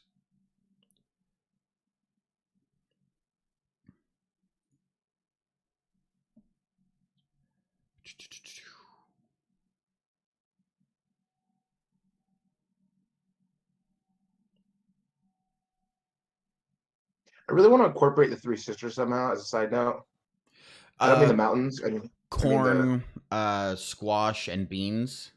yeah. Like I picture a scene with them of someone starving and finding these three beautiful sisters. You know, make them food, like a soup or something featuring those three, and then giving them some sort of knowledge, and then just kind of disappearing. As just kind of a one-off, or as like a reoccurring thing? Just as a one-off thing. It could be Okay. recurring. My I mean, thought was a one-off. a At some one-off point. is fine. We can just throw that in anywhere. Yeah. It wasn't in writing tips. Where did we write where everybody's thing was? Was it in tribe character list? I didn't think we put it in there.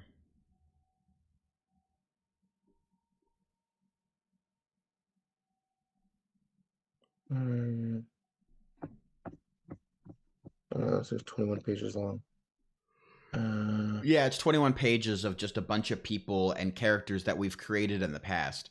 Actually, do you want to go through any of these characters and just put them in tribes? Good. Because I don't really know how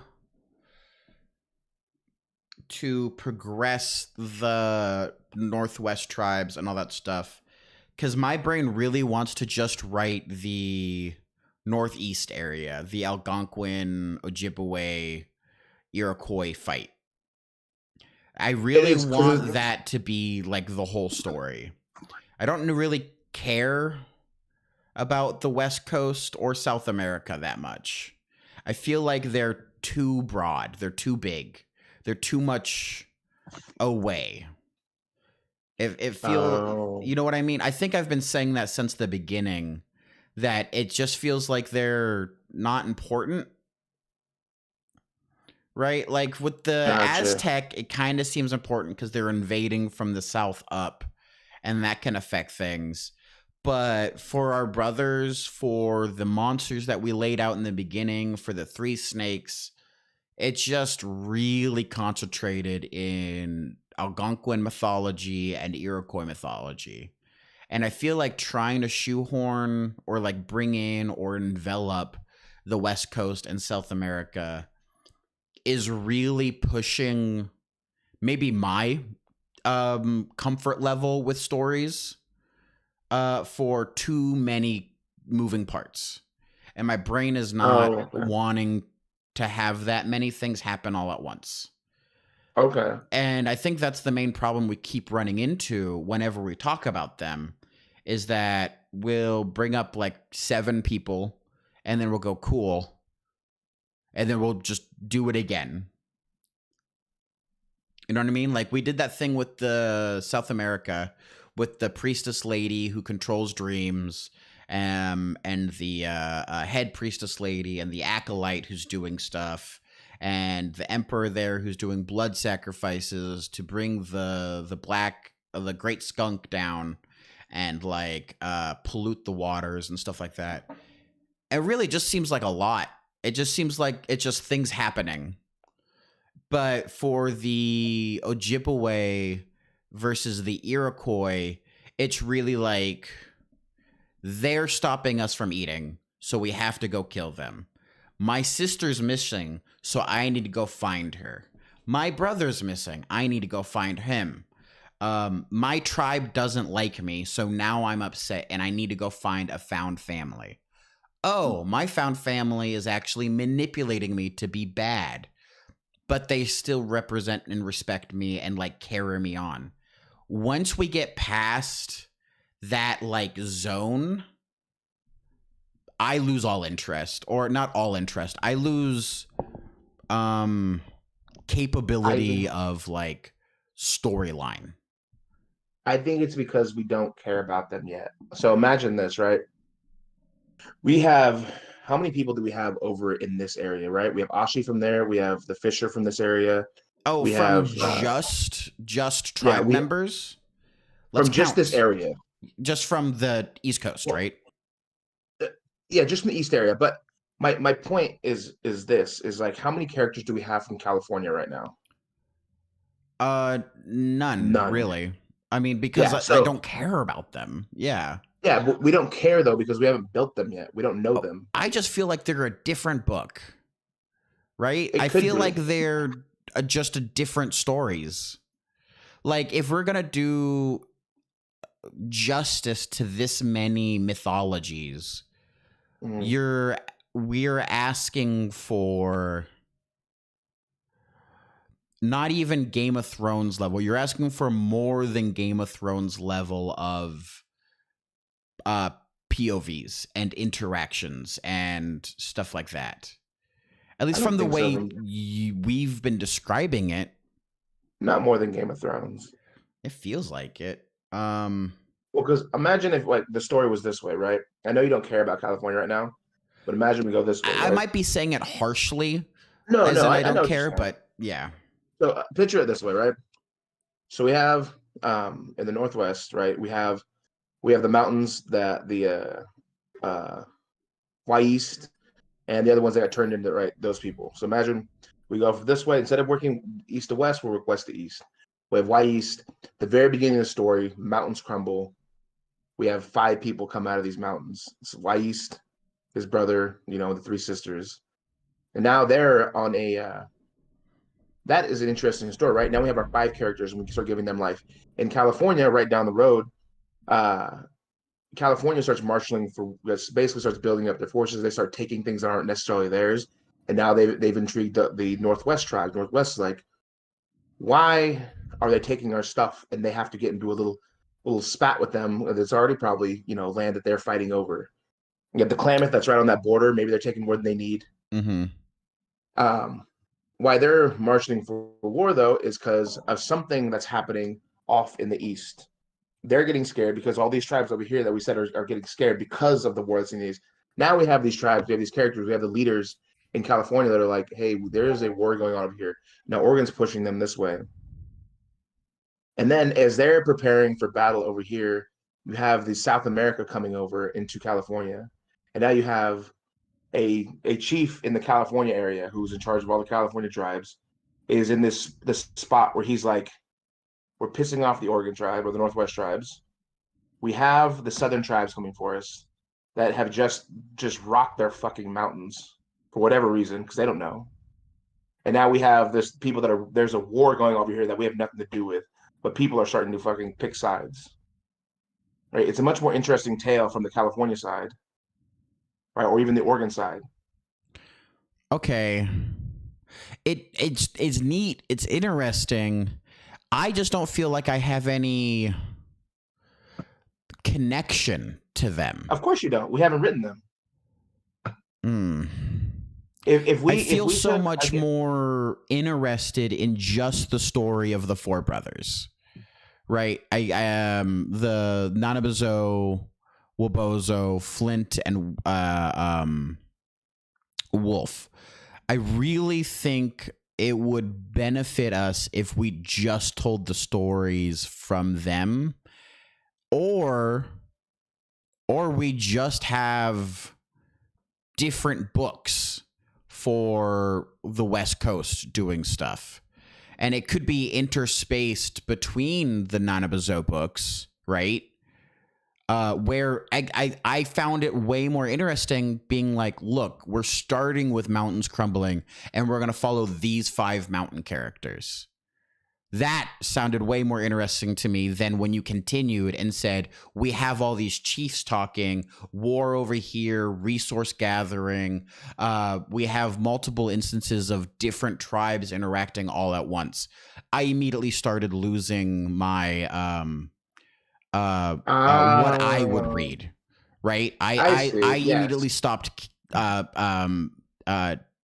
processing a lot of what was going on. My brain was more tracking like, what are the 5 characters, those 5 that are interacting with their direct tribe around them? What's their ideas? Sense. Yeah, what type of family are they trying to build, or what have they lost? So you probably like less like political stuff than I do. That makes sense. Yeah, I mean, I think at the very beginning of this whole process, like almost a year ago, I read a lot of lit RPG books where a lot of it is system stuff, but it's very self-contained. It's usually a singular location, or you follow 5 characters. Something like you have the main person who's going through and maybe creating a town or solving a major issue that has a big bad. I think you're way more interested in Risk, the game Risk, right? Where everybody's moving all at once. I'll just turn away. I'll be like, I don't care about this chapter. Same thing whenever we talk about Aragon. I don't care about the war efforts happening. I care about this guy trying to find his wife. Aragon going on a quest. Him and his dragon bonding. I don't care about the Empire. Yeah, I think we just discovered my main issue. Yeah, because I care a lot about the world. To me, that is like world building. It's a real, this isn't just a hero in a fantasy world. This is heroes in a world. This is a real place now. If you give them politics and things like that, it is an imaginary world where things can be better or worse, but it is a world. Okay. And there are real consequences to actions. Yeah, I'm absolutely the type of person who, whenever Star Wars gets into the politics, I go, give me lightsabers. I don't care about trade embargoes between fucking Tatooine or whatever. I'm like, why are they talking? Get away from these people and show me something I care about. Yeah, I think that's maybe the way I write, because I think the way I've been writing too is just from individual point of views and not being too concerned about the like overarching major tribal dynamics. Now, using tribal conflicts between each other to place conflict on the characters that we're writing, I'm all about that. Using external forces to create internal conflict, phenomenal. Yes, please. But requiring those people to then react to those issues, I think that loses me. Really, because it to me, it's super, super, super fascinating to understand the concept of what is happening. Like, so like, having the dominoes fall, where that like South America is deciding to attack and try to take a piece of North America, i.e., like California area, because of their good resources, because now these 2 big tribes in the east are at each other's throat, and everybody else kind of threw everybody else in disarray, picking sides, trying to take land. And now they're like, instead of having to fight everybody, we just have to fight basically California to take land and get a foothold here. To me, that is so fascinating, of them just waiting and waiting and waiting and be like, well, better try than that. Right. I think that's cool. I just don't think we need to build everybody out for it. I think it'd be cooler, or at least the way my brain is processing this type of information, or like how the world works, is to go through the character's perspective. Wild that we're having a flip here, going through the character's perspective, and then whenever the story requires it, like whenever we're at a story hook or a wall, or we're at a place of conflict that needs a resolution, then bringing in an outside source, an additive, not having all of it all at once, and then showing or like having all those interactions more Right. along the lines of just showing one bead of view that slowly opens up. And then we, as we write, add in those open ups. So you like it just from like, so if it was like peak for you, you wanted just the four boys and just their perspectives.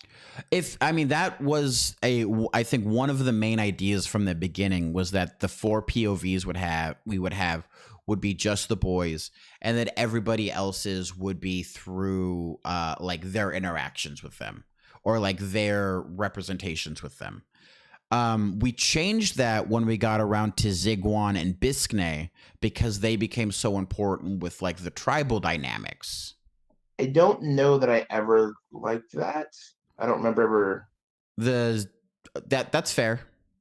Yeah, Yeah, because I don't know if you ever liked that either. I just think that's that, just what was my brain was going with. oh, okay, yeah, because that is never because in my head too, it really defeats the ability to have amazing characters like this thing. If we have just the story of like, Well, because Biscne will be with Wabozo, so we'll see or like at least feel through Biscne and Wabozo's interactions what he's going through, his thought processes, stuff like that. But then as we continued to flesh out Biscne, he became more and more a main character, right? My worry is that, at least the way I'm kind of seeing this go, is that we want 40 main characters. no. That's what I feel anytime we're like, here's another major act, like the five mountains, right? Those are all main characters in my head. They have a huge main character energy. They would be pushing story forward. They would be making decisions and causing reaction. That's a main character in my head. Oh, I see. I think Ned Stark's a main character. Cersei Lannister's a main character. Littlefinger's a main character. Tywin Lannister's a main character. Daenerys is a main character. Those are all main characters. See what I mean by the Game of Thrones? Yeah. Yeah, Game of Thrones doesn't seem to have a main character. I guess you could argue like Tyrion, Daenerys, and Jon Snow, maybe Cersei. Yeah, yeah. Those are the head main characters, but a lot of them, pretty much anyone who causes a major cause and effect in a story, I consider to be a main character. Somebody that you see from the point of view of, that's a main person. I see. Okay. Yeah. Because in my mind, the bulk of the story will be told from the four boys' point of view, and then you get chapters in between of people from their other people's point of views, and then some people will never get a point of view. I mean, that's fine with me. Yeah, I don't. Yeah, I think the less point of views we have, the better. Yeah. Oh no. When I involve these characters, I think maybe you're thinking every single person is getting their own story, and it's not. I'm just bringing them on board and being like, this is a person that could be introduced. Like if you think about like so like in the Game of Thrones story, right? Bronze Royce Johan, the guy, he's very important, and he's going to be very important. The guy has yet to get a single POV. His son at the very beginning got like half a chapter and then died, but his importance has been maintained throughout the story. He is a very, very powerful leader in the Eyrie, and so for the Arryns, he's like their general, and they keep telling you his importance, and so we can do that with people, is tell you their importance without actually giving them a chapter. You know, maybe eventually he'll get a POV, but most of his interactions do come from talking with Sansa. So like Okay. Littlefinger hasn't gotten a point of view either. We don't never hear Littlefinger's Once again, POV. only seen the show, so from my perspective, Okay. Littlefinger does have POVs. Yep, not in the book. He Okay. he is just. I think actually maybe has he got one now? I don't know. I don't think so. For the longest time, that was the whole running thing. No one knows what's going on in his head. He just you don't. We the reader never get inside of his head. We see Sansa and them and what he does and what we think he's doing, but we don't know. So those are two very, very important characters that are actually kind of battling it out right now in the book where they're at. And Sansa just sees them from the outside of what's going on. So she knows, but they don't know. Okay. And so when I'm saying these characters, I don't mean every single person needs a POV, but I think somebody having some knowledge somewhere. When we go, like we have 5 people break down mountains. Which that's brand new for today. That seems world shaking, ending war level of what the fuck is happening over there.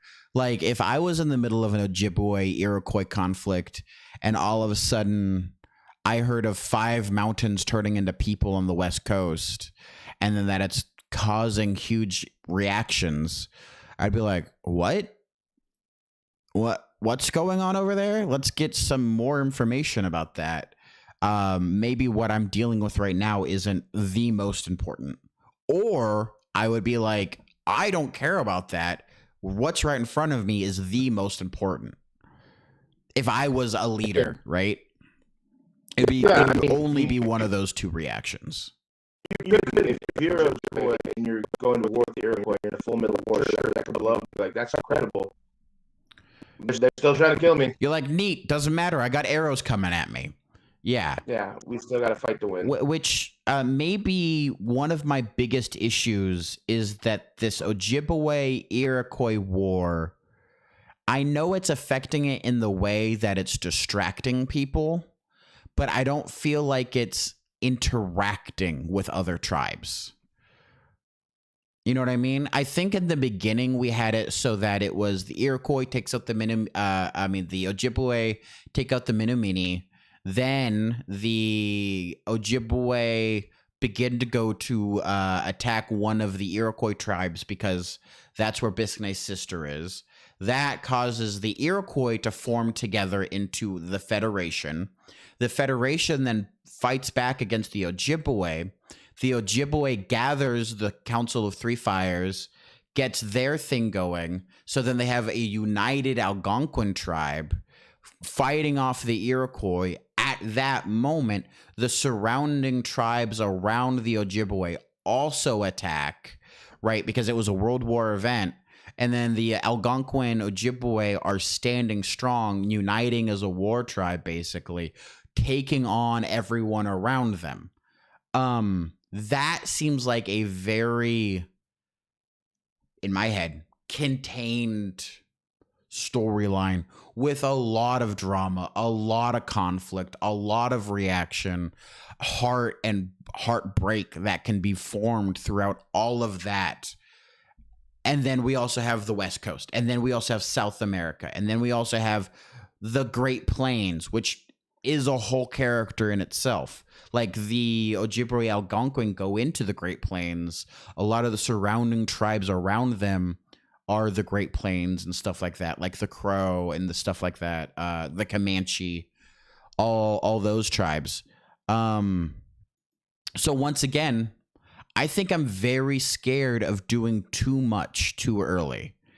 It's our first book. I think having a smaller view will be more helpful for us. Because in what I just said, which is maybe a third of our world that we have like 15 tribes that have different leaders, different cultures, other heroes.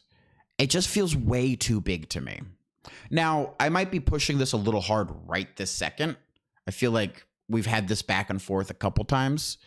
So I think I'll leave it here, and I don't think I'm going to continue after this. I think I've said all I've wanted to say. But but that's it. Yeah, I think that's what I'm feeling. Okay. It feels too much. Yeah. So what would you like to cut out? The entire story in the East and the South, I love the East and just Coast. take I place want there. to keep the East I mean, the Coast. West. Yeah, I don't really care about Hawaii or the West Coast that much. I feel like I would love to do the 5 mountain characters and maybe focus West Coast later and then really dive into the Klamath, all that other stuff, the Kalapuya, the Chinook, the higher up in Washington, and like have its own storyline. And then we could also do the Great Plains and South America and those storylines. Having all of it all at once is too big. There's hundreds of tribes, and we can't give justice to all of them, and I feel like we're trying to build all of them. I have an idea that might Okay. suit both of us. Okay. We had the idea of basing a book around each of our boys, right? For each of them getting Yeah. their own little thing. Maybe we go back into that.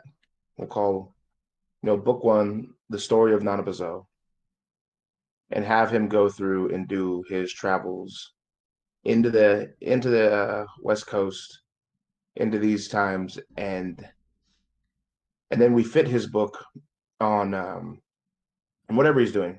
We just do his POV, nobody else's, Nanabuzo. Then we do our second book, same thing we're doing is the other brothers, and then we could go back if we're doing this successfully, and go the story of Waist. Okay. No, yeah, that makes sense to me. Yeah, that thought process makes a lot more sense to me than having 15 to 30 main characters.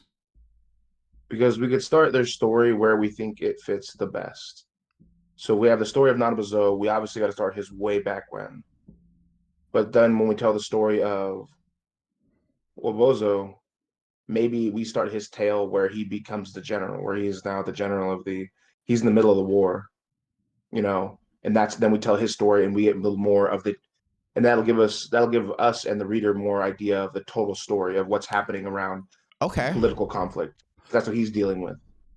Next story, we give the story of the dead. We gave it the wolf, yeah, where we explore the underworld, and now we have the magical underworld affected, and that'll give us a more magic vibe. And then we can go finally finish it with the story of Flint, who gives us big arc where he gets the finish of the with the snakes and all that, kind of finish his story. Yeah, no, I mean, that sounds like something that we've talked about before. That sounds right up my alley. I like the idea of starting with Nanabuzo and doing this brother interaction that we've been doing. The beginning that we have with Wolf already.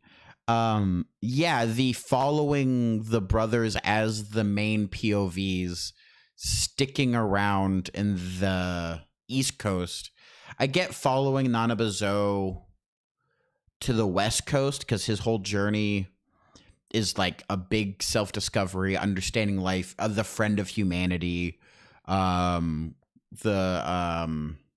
moral like viewpoint that he has, kind of teaching the people's lessons of interactions with each other. That seems reasonable to have him go on a great journey, a Lord of the Rings style walk. And then Wabozo being a general, his whole thing is understanding how other people think, what they do, how to channel his capabilities to best give outcome outside of himself. He's more of our monk, our scholar, our heavy thinker. It makes more sense to have him like after a couple years that Nanabuzo has been gone, right? So that he's in the middle or just past the beginning stages of this war, and we're following him and Biscay trying to get his sister back. We actually don't really need Zigwan that much. I feel like we could cut her pretty well. I think go ahead. I was talking for a minute, so go for it. Oh, go ahead. I think we can have those storylines. I think you're right in a sense. I think you're also wrong in a sense. Yeah, that seems reasonable. Um, I think in one thing, I think you're over complicating some things, but I think we do have a lot. Which the way our minds work is different. Like I said, to me, it's exciting that there's so many details and there's strings to pull. I'm more of a guy that likes to go read a story and know there's a fan theory about it because there's a string to pull. You know what I mean? There's a small detail there. I love that. Ooh, big point. I, I I never read fan theories. that's They probably why bore we're me. different. I'm like, I don't care what you think. Yeah. I love them. I love it because it gives the world so much more. To me at least. Yeah, yeah. Not the fan theory itself, but the fact that you can make one because of how much detail there is in the world. You know what I mean? What made Okay. Harry Potter's what I think part of what made Harry Potter so cool is that like this world building of not just one wizarding school, but all the wizarding schools. And then they had their own sport. They had Quidditch was their own game. They had their own bands, that the Weird Sisters. They had their own versions of things that we had in real life, but they were this was this world's version of them. And so it created a Yeah. world for them. And then when you do things, when you have these fan theories, I mean, like Game of Thrones. Game of Thrones. That's I think that was what I was telling you about. Where Littlefinger, there's a big fan theory that Littlefinger's trying to take over this big port because he's taking over all these little houses, and they're all kind of shitty ones, and it just slightly mentions it. And when you look at the map of it, he's taking over this entire area, and it's like that's something very fucking cool that would be hard to do without all the other details in the book. But if it Ooh. happens, So, see, okay, the way I would approach that, right, is as an author, I'd be like, I know what I want Littlefinger to do. Littlefinger is a very smart, conniving person. What would his main goal be? His main goal would be to take this whole area, right? But he couldn't do it aggressively. He would be found out, killed, or he'd be power out of. So he has to do it sneakily. Then I would build the small additions. I would write as I need to as you keep going because it's sprinkled in, right? I wouldn't sit down and be like, all right, we need house 1, 2, 3, 4, 5. Here's exactly where they are. Here's why they're shitty. Here's their first and second liege lords that they're already bound to. And then Littlefinger needs to do this, this, and this to get them. I would go at it from his objective is to get this whole area, and then as the writing happens, slowly sprinkle in the brief mention, the hand wave of it's here or on the map it's there, and then people can put that stuff together themselves, not all the little things first. Okay.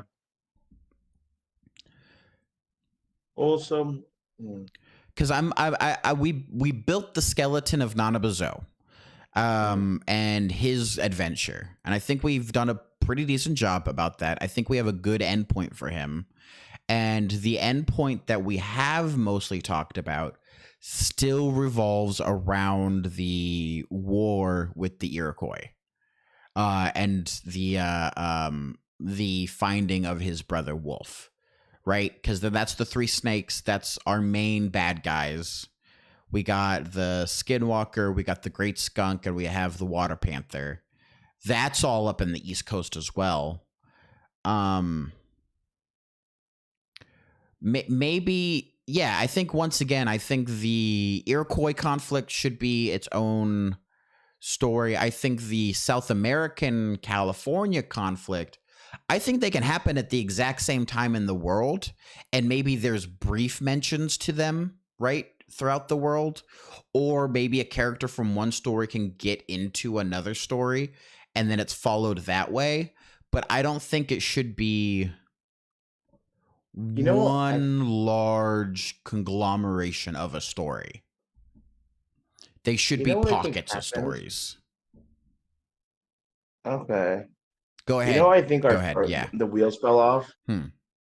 Is that you remember initially our three mains weren't the brothers. It was Nana Bazo, Ashi, and Fisher were our three main characters. Then somewhere along the road, we added his brothers to be mains, and then somewhere along another part, we just xed out those two being main characters, and Okay. then put it on the brothers. I think that's probably where something went wrong.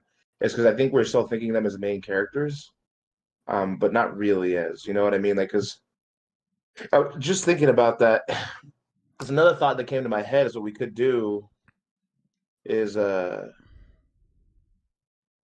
right, is we could tell these tales as individual tales, right? Is the tale of Nanabazo. You know, what we could do is we give it like we could name it like book one, The Tale of the Rabbit, part one. Okay. And we have Nanabazo go on his adventure, the beginning from his brothers, meeting his brothers, going on as part of his adventure with Ashi and the Fisher. And then we have our it would be book two within the story would be we have it called uh the Wobozo. tale of the we could go with Bozo, or we could do tale of the Fisher part one, tale of the spider part one. You see what I'm saying? Is so because say if we Oh. want because Fisher eventually has to fight that skunk, Yeah. and that's got to be from his POV. It can't be Nanabazo. So you know that's him killing it with Nanabazo's help. So I think it would be a cool one is say we have the beginning of our stories in order to keep them because I was just thinking about that as having a complete story from one guy's point of view and then having a whole nother book and start here. There's details that would get missed and then added on that we'd have to add on, we'd fuck it up. But if we did it like, hey, this is Nanamazo's total track. We go Nanamazo, the story of the rabbit part one. Go instead of going all the way up, we go to here and then stop. And then the next book would be the story of the Fisher or the story of Flint or the story of the story of the wolf part one, and then here, Okay. and then No, give them. I think I see what you're saying. So we would bring them. So that's the thing, though. If it's a book, it has to have rising action, conflict, falling action. Right. It needs to have a contained storyline. There needs to be a goal. There needs to be somebody who tries to stop them from getting that goal, and there needs to be Yeah. a resolution within each of these stories. So the easiest one would be Nanabazo because I thought we already talked about him a little bit at being on basically a jolly adventure with his friends, a kind of a storyline, Mm-hmm. with having a kind of a monster of the week type vibe to it, which is easy. He's going around, but he's also finding if he heads west to the Dakotas, where he finds the Great Skunk, we can introduce the Dakotas through him. He continues going west into the Northwest. He can be there or around the area when mountains start crumbling and being like, that is a big deal. And he's like, what the fuck? But he's following the skunk at the time, right? Yeah. So he leaves. We've introduced the Northwest. We can introduce some characters from the Northwest. We introduced that thing happening, and he leaves. And his final thing could be finding the skunk and then getting the shit kicked out of them. And that could be the end of their story. Is that you know what I mean? That was his fall. Actually, using Nanabazo as a setting finder or as a person who goes through all these areas, right, that we then go back to and reflesh out the world, the people, the interactions therein, and having those areas have their own storylines would be, maybe from my mind, more comfortable. I like what Yeah. you're saying. Well, no, because like I said, I wasn't disagreeing with you there because I need you to be comfortable in the story. Otherwise, we can't write this thing.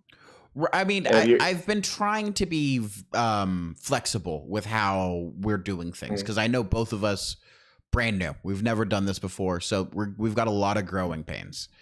yeah, And we've done a lot of work already for a lot of people. And I think let's I was getting tired of just building people, and I wanted to start writing the story that I saw. And I kept feeling that you were building more story that didn't directly affect the story we were already telling. okay. And it's because I wasn't done yet, but I get what you're saying. We could do more of a of Warcraft, like a 40K type storytelling. Never read those books either, but I think I know what you're talking about.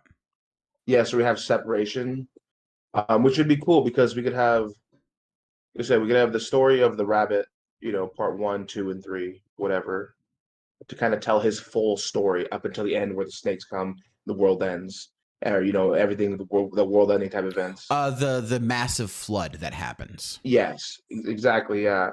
It wipes the world clean. That he has to rebuild the planet. Yeah. Yeah, but then we could have, the story of the dog, which would be Bisknay and his hunt, because you're right, having people go through him, but having him go on his hunt, having him being the leader of, the battles of him being the leader of his people, also wanting to find his sister, but also wanting revenge on the Kushtaka, what they've done to him and his family. And the conflict he has on his personal drive and on the drive of his people, right? Because there's his idea that I want to get my sister, but he also has to look behind him and he sees hundreds of people, men, women, children, people who look to him and his father for a while for solid leadership and to make the right choices, to make the hard choices. That's its own story. Yeah. It is. And he's a psychopath at this point with a fire to him, both, figuratively and literally. He's got his dogs, he's wielding fire. And I think that'd be a very interesting story to tell, is him utilizing fire in his war with regular people, as well as Kushtaka burning fields and burning things and not being afraid of the fire. To have him be that guy, because like you said, leadership bleeds through to its people. So his people are going to start adopting his very aggressive style of fighting now. So essentially he'll be turned into what the people feared. Because remember, the reason people are willing to attack them is because people saw them as this big, they're such a big, powerful tribe already. People were worried they were going to do that. And then they kind of manifested it themselves by attacking them. Yeah, and then they were forced to do it. Yeah.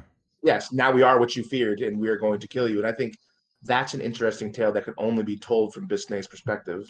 See, with Bisknay, I think I would be happy with Bisknay's story to tell Wobozo's story with Bisknay, having them being like dual main characters that go through the situations together. Because Wobozo's like the head general for the Ojibwe, for the Algonquin. He's the one who's making a lot of the on the battlefield tactics and a lot of the looking at the tribes that are around them and deciding what the best next action should be. And then Bisknay is more of the impulsive, charismatic, fire in his chest, get the people rallied type of leader. And those two going together, bouncing off each other, conflicting and agreeing, and how the people around them are both trying to restrain them from themselves and to comfort them when they make those hard choices. That is a gorgeous story that I would read. That sounds like an awesome time.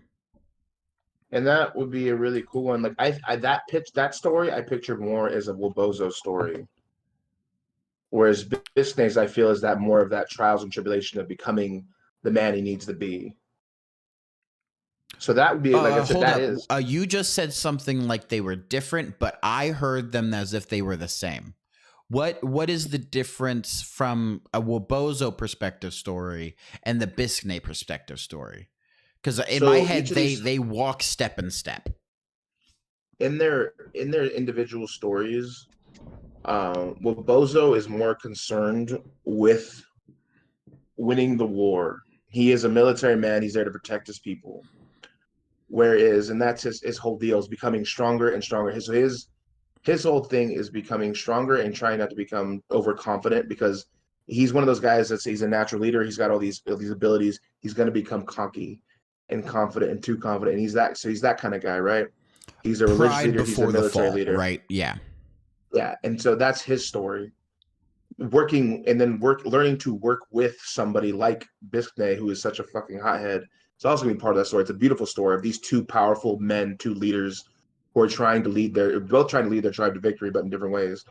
Whereas the story of Bisknay is more of a redemption arc where he's gone so evil, he is willing. Like I said, they've turned him into what they thought he was. Or they've turned that tribe, which the tribe is now I want the burns on him and the attitude he has to really people to examine. Like that is now the Ojibwe tribe. At the beginning of the story, he was this kind of carefree kid who was an athlete, strong or whatever. And then they turned him into Kind this. of Now they're lazy, Ojibwe. yeah.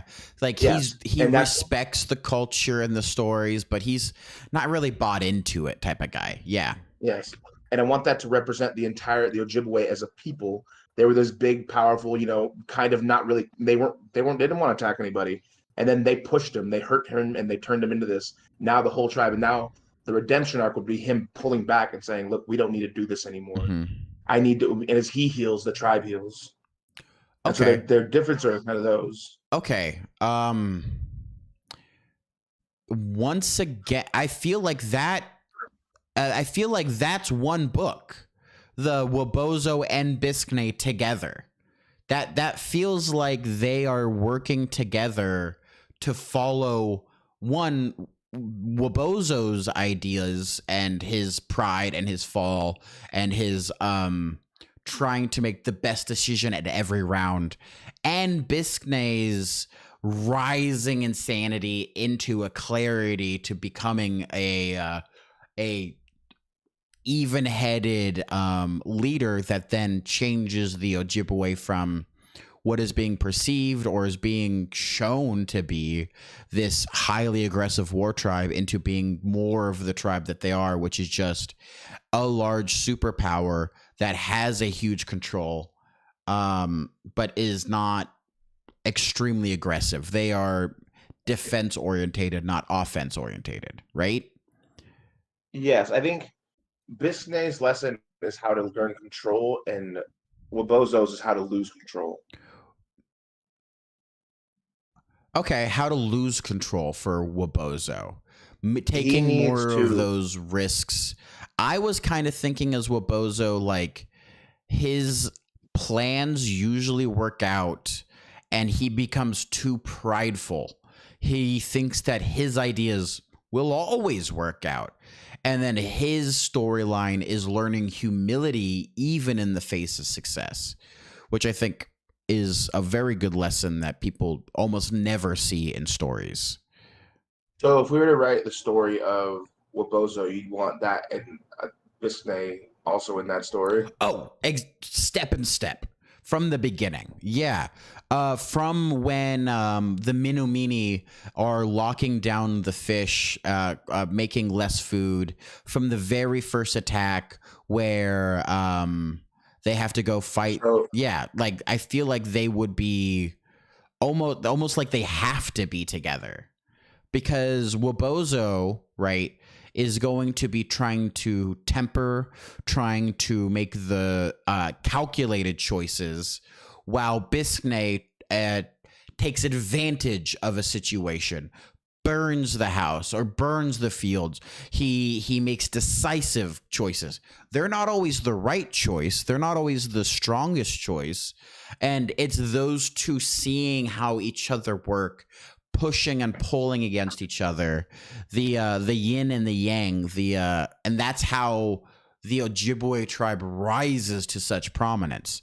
It's through the actions of both of them as leaders, not as just a single person as a leader. Sorry, I feel like that's what I've been trying to say. I might not be super communicative about how I've been thinking that through. But yeah, it really feels to me that the Biskne Wobozo are different sides of the same coin. Gotcha. Okay.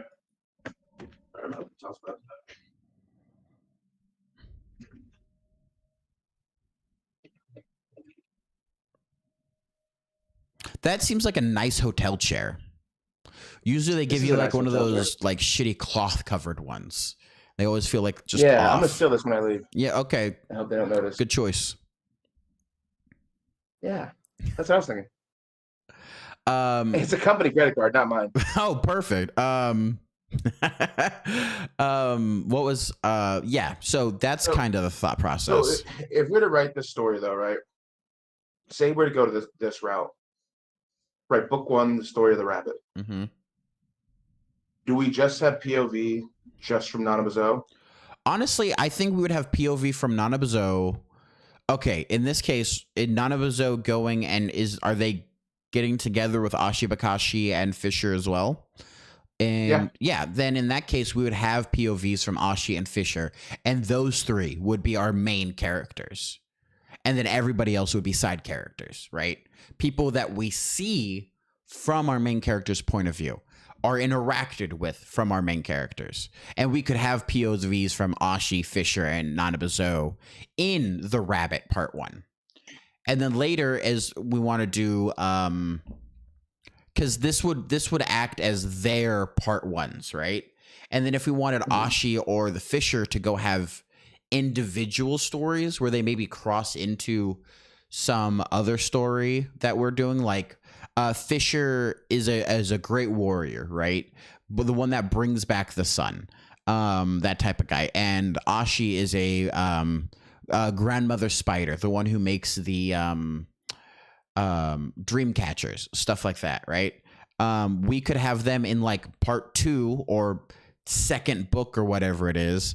They can leave like as the main POV, and then we can introduce secondary third main characters, and then they'll be a separate entity as Nanabuzo goes off and does whatever he did, right? It is interesting how your brain works and how versus how mine works, because it sounds like you're cool with doing up all these stories. If you're thinking about it, this is I'm very cool with all the stories.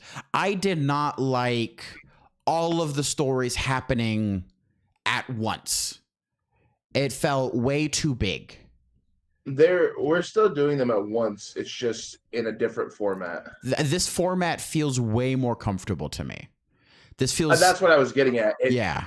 Because I don't care as long as the world turns which way we do it. But if it's because before we were just doing all these things. Can you imagine, like, this is exactly how I wanted to do it, except book per book, right? So in book 1, we'd have some perspective from each person. But in this one, we're breaking it down into one area, which seems to be more your comfort level. Yes, 100%.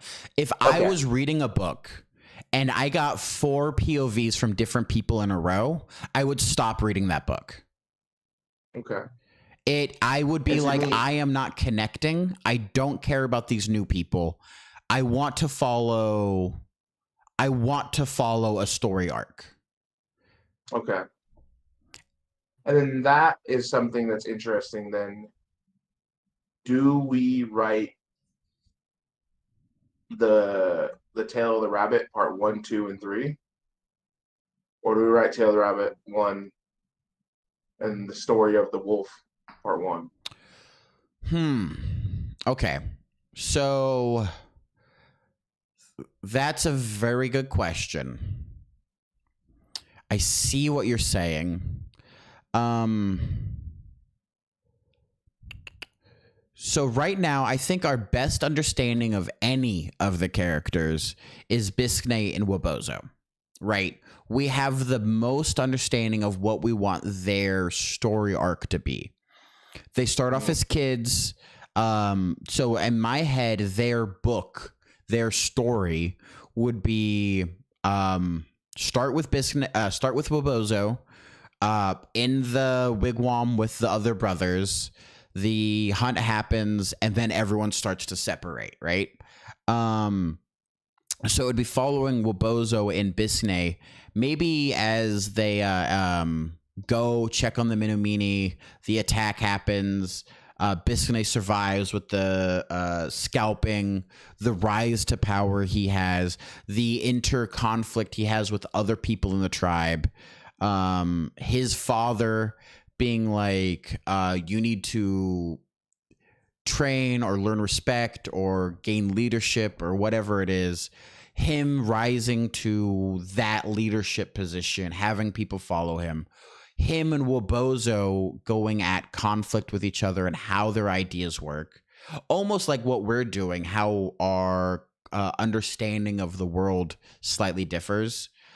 So we're button heads a little bit. That type of role play between the two of them until Bisque eventually I think it's a very important thing that he does get his sister back at some point, and then looks around and sees the travesty that he's done to get his sister. And he's like, this might not have been the best way to get this end result. And then that is the temper. And then that's the falling action as the Ojibwe tribe has already expanded so much, gained control, affected the world around them, and then locked in territory, basically. And that would be the falling action for that book. And then Nanabazo book, right, would be, once again, starting at the wigwam with the brothers. His brother gets taken, and he starts following maybe Ashibakashi and the Fisher. Maybe Ashi has more connection with the spirits or more knowledge about what's going on with Wolf, or has some type of lead or something happening there. And then they go on a quest interacting with the spirit worlds or interacting with the various tribes that is maybe closer to the West Coast, to the Great Plains, stuff like that. The Fisher going for the Great Skunk would be something where, like, the Fisher is following Ashi and Nanabazo for a while, and then gets a call back to the Potawatomi, right? Or gets... So the Fisher has two main things that he does in his story, which is free summer and beats the shit out of the Great Skunk, which is poisoning the wells and all that stuff, right? So I think his whole thing would be like halfway through or 3/4 of the way through Nanabazo's story, he leaves from Ashi and Nanabazo. And then his story would pick up from him leaving, and then he'd have a book where he's going off after the skunk. Maybe because that's who took his son, or maybe his son was transformed into the Great Skunk, because his whole thing was that he was trying to it was him and his little Fisher, right? That's why we have the Great Dipper and the Little Dipper. Yeah. I'm coming up with new ideas on the spot here for this second part that I'm talking about. For why he's like tracking down the skunk so hard. Or we end Nanabazo's story with them going with Fisher and Ashi and following the Great Skunk and then fighting the Great Skunk by the big city. And like we're using Nanabazo to touch all these other tribes type of thing. And his arc, his rising action, falling action would be learning the transformation, going to the other tribes, him, Ashi, and Fisher being a trio hero who ends up, their main thing is the Great Skunk, and that's their conflict, right? Following that and doing all that into the big battle. And then we can have Fisher have the main POV or jumping POVs throughout that big final battle for what all three of our heroes would be doing. But once again, those three would be our main characters for the Nanabazo book. Do you see what I'm saying there? I think so. Ooh, perfect example. So it would be Nanabazo, Ashibakashi, Fisher for the Great Skunk. It would be Wobozo, Biskne for the Water Panther and the Red Snake. And then it would be Flint and Wolf on the White Snake, I guess. Yeah. Something in there needs to get adjusted. It doesn't feel right. But yeah, that's kind of how I would be seeing the story arc. So you want each of those, because I don't think Flint is fighting. Flint is being manipulated by the White Serpent, the White Snake. Yeah. Right. So he is on the bad guy side right now, and so would be Wolf that'd be fighting them.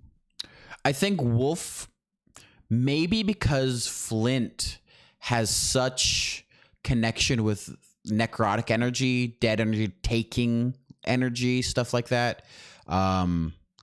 Him and Wolf, the beloved, might have a very close connection, almost like a spirit wolf who is working with Flint, trying to keep him on the good side of things, trying to be his Jiminy Cricket, trying to help him while he's in the underworld. Wolf trying to save and like rally the undead worlds, and then those two could be mirrors of each other. I see. Because we need somebody for Wolf to battle in the underworld. Yeah, we do. I thought it was the Panther initially. The Panther was the one. So the Panther and the Red Snake have been kind of a thorn in my ass about pacing and our skeleton for like what they're doing and where they're doing things. I honestly think it might work better if it's the White Snake, because the White Snake, the Skinwalker, is the one that's making the Wendigos, right? And the Wendigos are basically ghouls, zombies. They are not thoughtful. They're instinctual, right? They're almost like people that aren't people.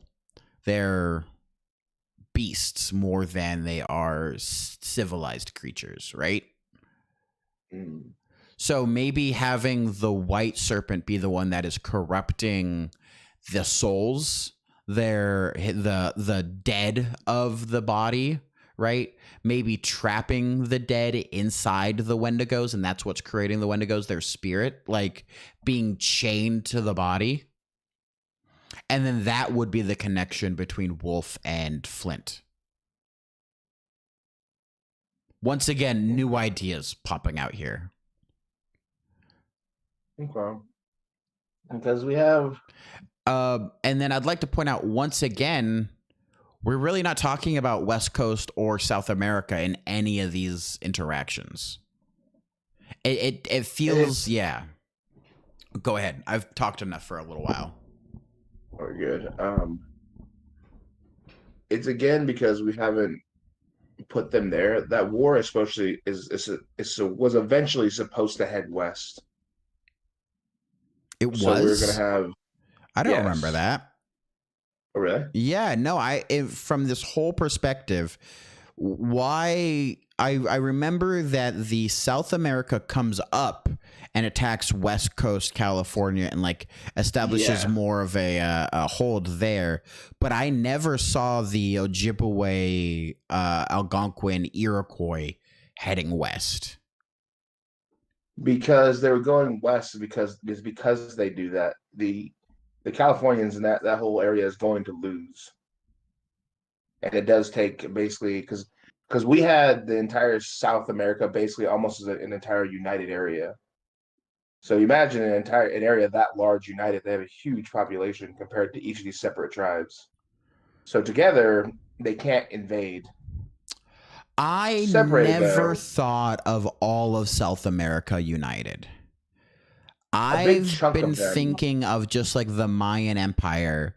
So it's like Mexico, maybe down into the upper bits of Brazil. But I never imagined like all the way down to like the tip of Chile or like Argentina. In my mind, there was like 2 or 3 big powers there and that's the reason they want more of the Americas, because they already have most of South America. Now they're like, let's conquer North America. And they still see it as kind of a disconjointed people. But as soon as there's a war over there, except that like they're worried they'll unite them if they fight them. But now there's a war going on between 2 really big tribes and a bunch of chaos happening out east and in Midwest. They're like, well, why not now? The way my brain would like to tell that story would be through like the Acolyte girl and then maybe 2 or 3 other people who are trying to expand their empire's like influence because of the pressure deeper south, right? So the way my brain would like to tell that story would be through another like book where we're introduced to a main character, probably this priestess lady who's able to control or help influence dreams. And then she has probably 2 or 3 other people that she has helping, working with her, who are also influential in some way. And they're working to better their people, to increase their the livelihood, the prosperity of their lands by going north. And then from their perspective, their storytelling, their narration, we see them as the good guys trying to expand forward and upward, taking advantage of these tribes that are fighting amongst themselves, becoming divided so they fall, that type of thing. But in my head, that would be its own book, with the rising conflict of they're at war to their south, the people to the north are weaker, the attacking the upper areas, the Navy from Hawaii, maybe. I don't know if the Hawaii area needs to get super involved. It could just be informed like, now we have the opportunity because something over there is stopping this naval presence that they've had before. And then a whole different book would be about what's going on in the upper Northwest while that thing is happening. So the mountains crumbling, the rising in the collections of the people. And then maybe like, I guess I see this more as a collection of worlds that all kind of touch each other. And they're interacting a little bit, but the stories are told in blocks, not in a huge multi POW POV like lines like we were doing before. Oh. Because I think you've seen the skeleton, the chapter blurbs for book 1, 2, and 3, which is kind of a self-contained area like this. I would want to do that for these other areas as well. Okay. I see.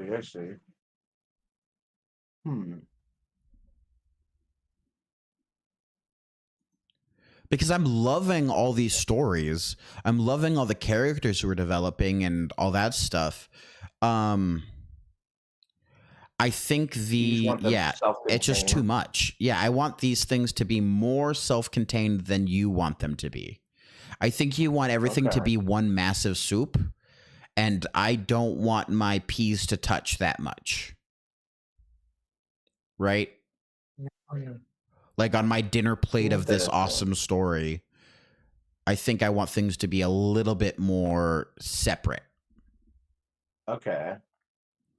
Like they can still interact with each other and have influences and like, and as we write the books and are more comfortable with writing, the overlap will probably get greater and greater. But yeah. So I'm going to ask you this then. All right, I'll do my best to answer. You will answer phenomenally, and I know it. Aww. Yeah. Are we each of these stories then? Do we want to do them as individual stories way? So like a Percy Jackson versus a what was the other guy's name? Magnus, whatever. Oh, Magnus Chase. You know, they had their own stories. Mm-hmm. They're in the same universe, but their things were happening at completely different times. No, Magnus Chase was happening at the same time as Percy Jackson. They actually interacted and talked to each other in Manhattan. Who was the other one then? There's the Kane Chronicles, which are in Egypt, but that was also happening at the same time, just in a different area. So all the gods exist at the same time in Rick Riordan's world. They're just geolocation locked. That's why on the East Coast, Manhattan, you have the Greece. On the West Coast with California, you have Roman. Like, they're the same gods. It's just the power base is different. So the god parts have been contained, separated. Their interactions with each other are different based on where they're at. Same thing with like why they went to Egypt, because that's where the Egyptians gods were for the Kane Chronicles. That's exactly the type of thing I'm talking about. Okay, that's what I was getting at. Yeah, is that what you want to do that way? Yeah, 100%. That's why that's why I think I've locked on to when you said Percy Jackson Game of Thrones, my brain definitely went more Percy Jackson. Your brain went more Game of Thrones. Yes.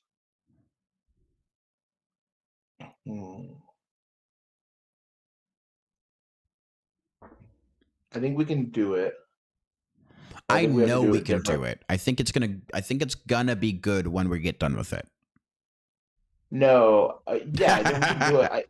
I think the one I think we have to, if we're gonna write Rick Riordan style, we have to do it. We have to think, because in my opinion, I think Rick Riordan probably did the first ones and didn't think about it as like a total thing until afterwards. You know what I mean? And added it. I don't know if that's true or not, but that's what it seems like. 'Cause I know I've read Magnus Chase, but it's totally different than Game of Thrones style. Obviously, it's different. It's a child's story, you know, but there's no like there's connections, but it's like little weird. Not like if you read them both as separate stories, there, you know, and you took out the meetings between them, it would be completely different stories. Whereas, like, if you're talking about like Game of Thrones, Jon Snow's story, things are happening that force his hand. You know what I mean? Way up north, that force what he has to do to come south. That happened way over here. You know what I mean? And that's what I'm talking about. Is what I like. Okay. If something happened in East Esseros that forced him to come down. Okay. Also, once again, I'm not opposed to that type of stuff. I just don't think I'm going to be helpful in creating those type of situations, right? So if you wanted to maybe do a plot outline with a lot of that interaction that you're talking about, I'd be really happy to read it and then give my ideas on them. But I think maybe coming up with those ideas is not a strong wheel I have in my wheelhouse. Because my consciousness would be more like we're following Jon Snow throughout his things. I've never read Game of Thrones. I don't think I can. Damn, what's something? Aragon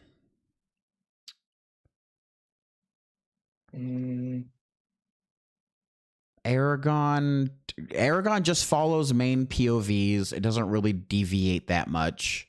There's also there's outside forces that affect Aragon and his brother a lot, but they're not like.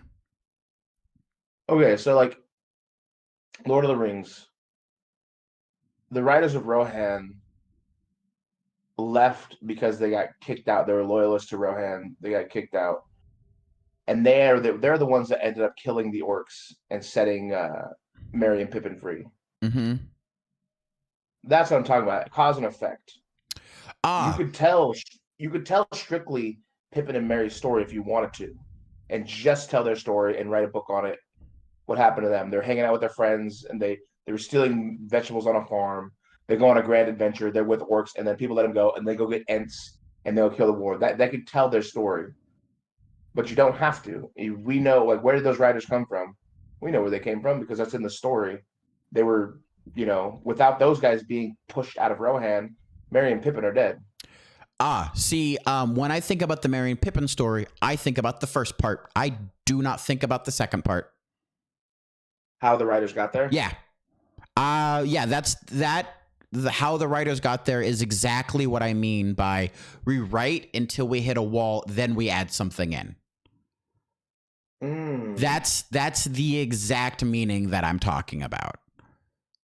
See, to me, that's so. Oh, okay. I think I even see more because one of the lamest things you can do to me with a story and totally knock me out of it is just invent something that shouldn't have happened. That means it's no longer a world. You know what I mean? So like I'll give an example. So like One Piece, they introduce the Shikibukai, the big government guys, and the Yonko, all main heavy hitters. Mm-hmm. They introduce all these guys so early into the stories. I'm talking 50 to 100 chapters in. All these guys start getting introduced as the powerhouses. It is the longest story of all time. We're closing in on, I think it's over 1,100 chapters now, and those are still the biggest, baddest motherfuckers on the planet. There was no, they didn't even make up somebody and bring them into, oh, we got these guys. They introduced all the stuff that built the framework. Everything was already there, and there's obviously more story to tell. There's other characters introduced, but it was a set. These things happen because a Yonko over here pushed someone to do something over here. That Yonko that they introduced was introduced 20 years ago in real time. That's a world to me. You know what I mean? Is you built your world, and there are rules to follow in this world. Remember, I was saying before, is like as long as you tell your audience there are rules in this world, they don't care what the rule is as long as Yeah. you follow it. Yeah, no, I agree with that point. And so for me, like having so Merry and Pippin, having that the Riders of Rohan were the ones that saved them. If we were just there and then some random people saved them, we're like, well, who was it? It's like, well, and there's another army from somewhere. When I watch Lord of the Rings, it feels like they're random people. And then later it's explained that these are the Riders of Rohan who were dealing with all that stuff. And then they came through. Yeah. But from my perspective, when I watch it, it feels like, oh no, they're going to be eaten by orcs. Ah, they've been saved. Oh, and then they run away. Cool. Ah, now they're in a forest, and now they're with Ents. This is cool. That's how I process and enjoy the Merry and Pippin storyline. Yeah. Okay. And I'm not saying we shouldn't have these other areas.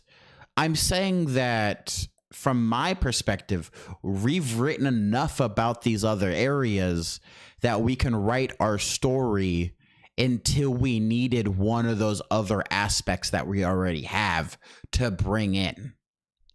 Okay. Right? Like we've got the bare bones for the East Coast, the West Coast, and South America.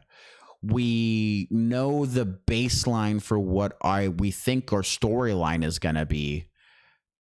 We have 30 tribes all around them.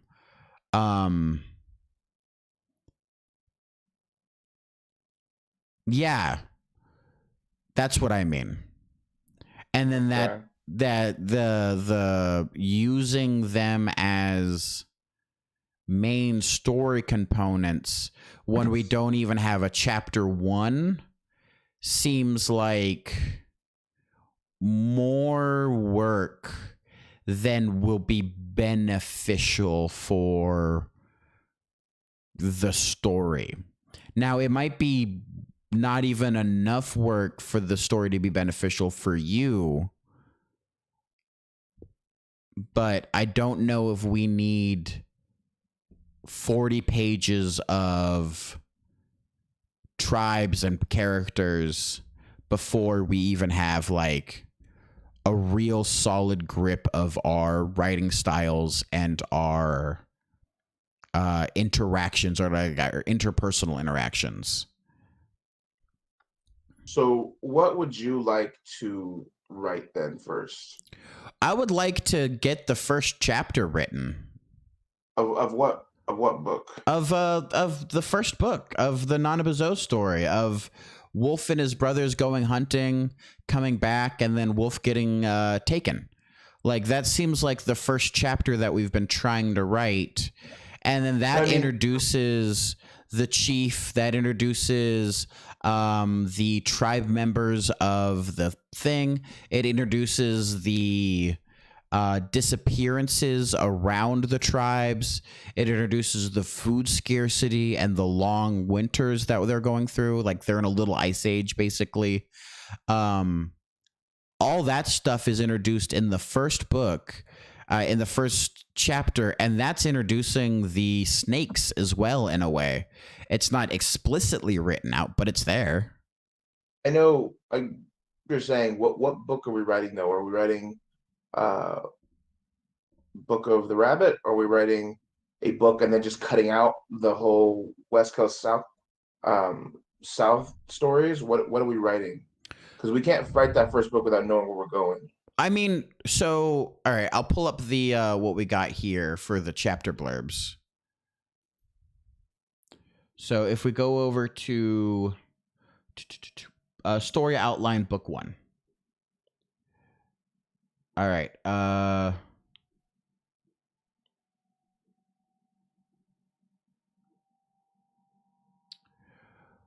We have Nanabuzo, the shapeshifter protagonist, starts weak, grows in strength. This is not the newest one. We wrote more than that. Where'd it go? Chapter blurbs, book 1. Yeah, so basically, if we go into chapter blurbs, book 1, this is the storyline that I've been wanting to follow.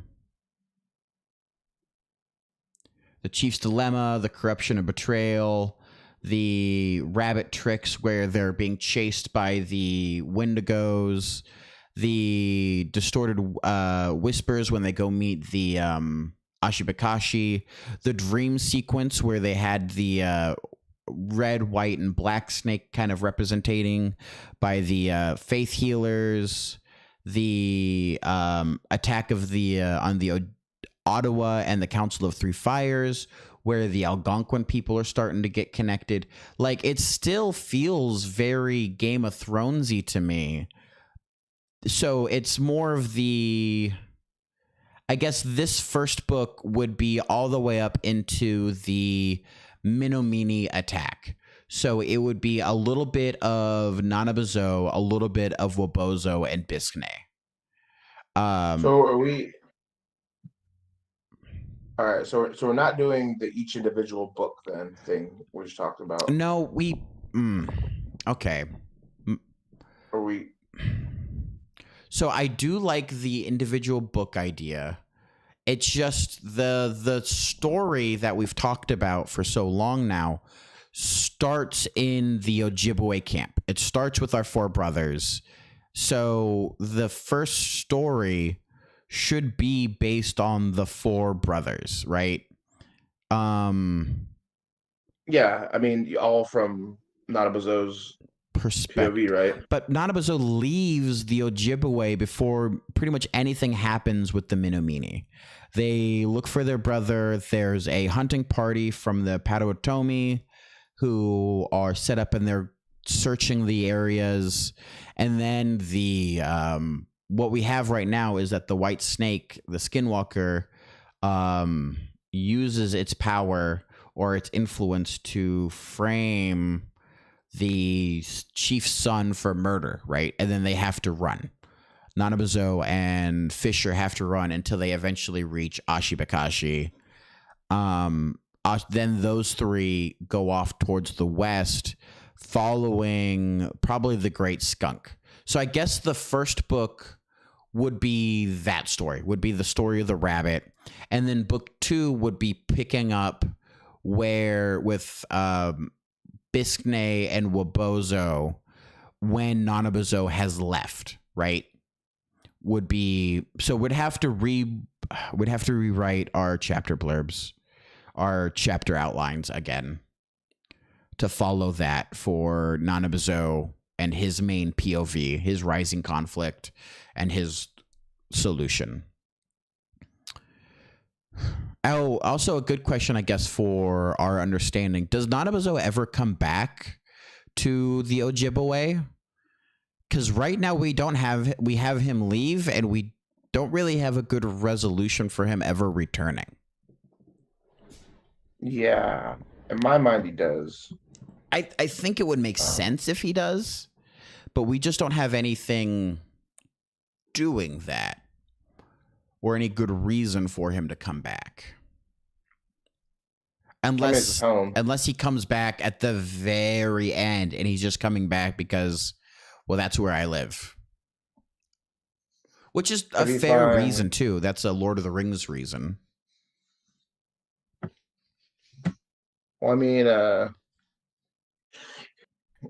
if he finds out where his brother is, his whole goal is to find his brother, remember? He's tracking down this thing. Maybe he finds out that Wolf is dead. He's like, well, it's time to head home then. Okay. I had my other brothers. How long do we think Nanabazo's journey will take? Years. Multiple years. Yeah.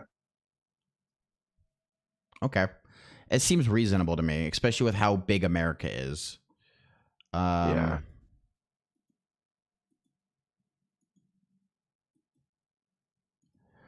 Sorry, I feel like our communication today has been full of conflict, and I wasn't expecting it. Yes, it's not conflict. It's more of a, I guess, kind of conflict. I understand why you want to peel back a lot of things. It just now changes everything. Like the shift we're making, if we decide to make a lot of these changes, shifts a lot of things for me and how I think about things. It shifts a ton. So like, yeah, it shifts almost everything. And now I'm trying to think of how do I fit back in the story if we're cutting out. I like all of the like tribal dynamic stuff. I just don't know. And I think I don't have a good way to think.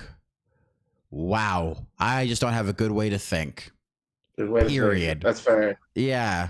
I just need to, again, I think we need to know what the story we want to tell is then, which is good. You kind of let that out today, what kind of story you want to tell. But then we need to dial in then how we're doing these, like I said, are we going to do still a similar book? Where we're doing a book with multiple POVs and everyone's getting involved. All the brothers are in each book. We get a POV from all of them in each book, going forward. Are we doing a book where we're doing the Book of the Rabbit? We're going on a kind of a fun, tromp through the woods with his friends. Okay. I like okay. I'm gonna know you really quick.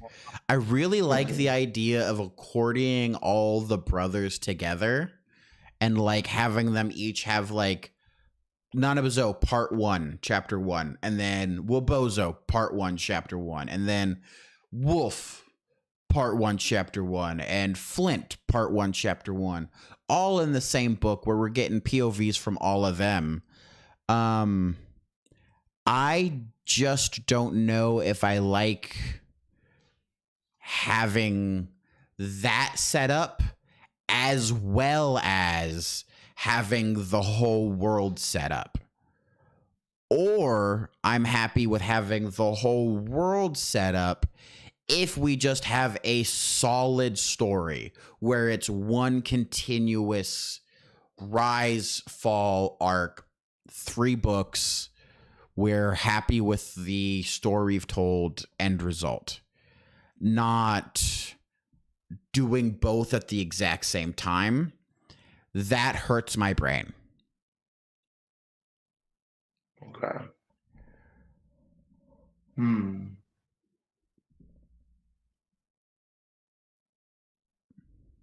I don't know how right now to. I feel like we're pretty consistent with the storyline that we want to tell. I think we're going back and forth on how we want to tell that storyline. It makes it difficult because with us doing that storyline, the kind of the way you're thinking, now I have to cut out the West Coast, which I did have ideas for where like Nanabuzo was going that way and that way. And so now I'm trying to picture where he's going and where the skunk is going. Because wherever they need to go needs to be important. You know, just randomly going places is a bit silly for him. And so it drastically changes what he's doing and how the army is working and why they're fighting. It shifts the whole story up here for me. Oh, You know what I mean? hold up. Okay.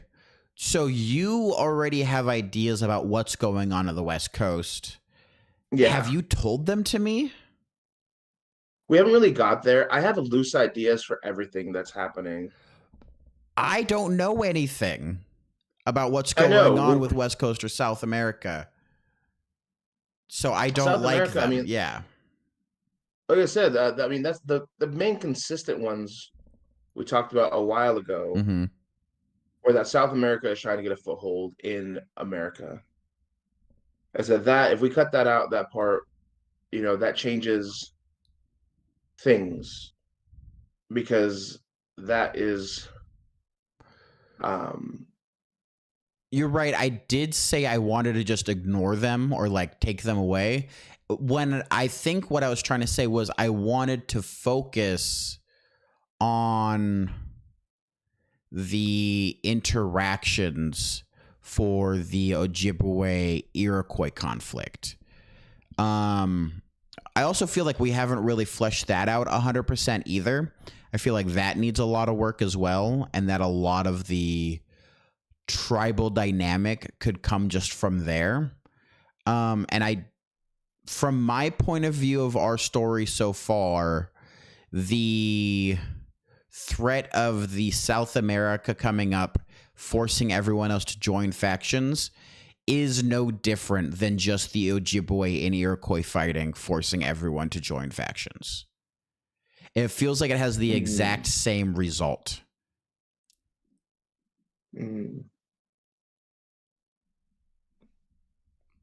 With just added complexity. Okay.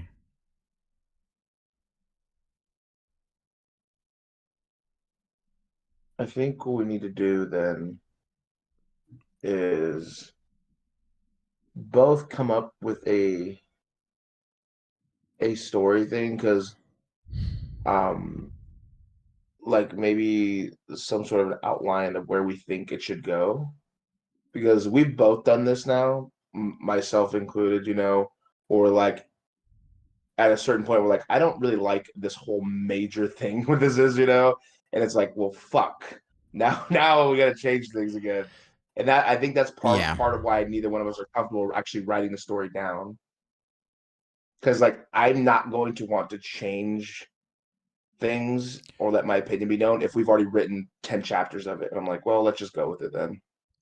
But I think we also do need to do different. that. I would be more than happy to write an entire book, look at it and go, this, and this needs to change. Let's rewrite from here, changing this and this, and then we adapt everything to it.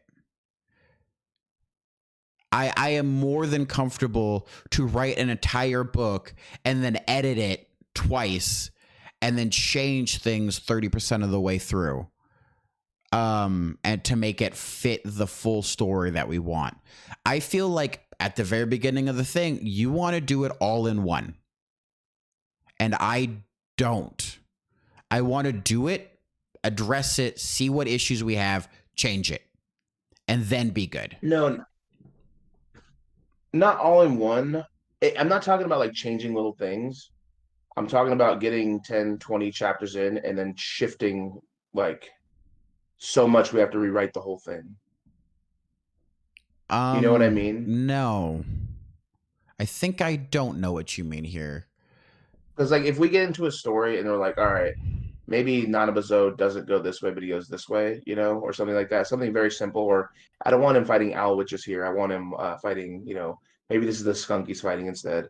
That stuff is fixable. We can keep the main brackets of the story in. But if we're like shifting, like, all right, this whole area doesn't exist. That changes. Like, all right, now we just got to wipe this whole portion of the story out. You know what I mean? Oh yeah, I know what you mean. Okay, that So slight seems, changes. Yeah. Like, okay.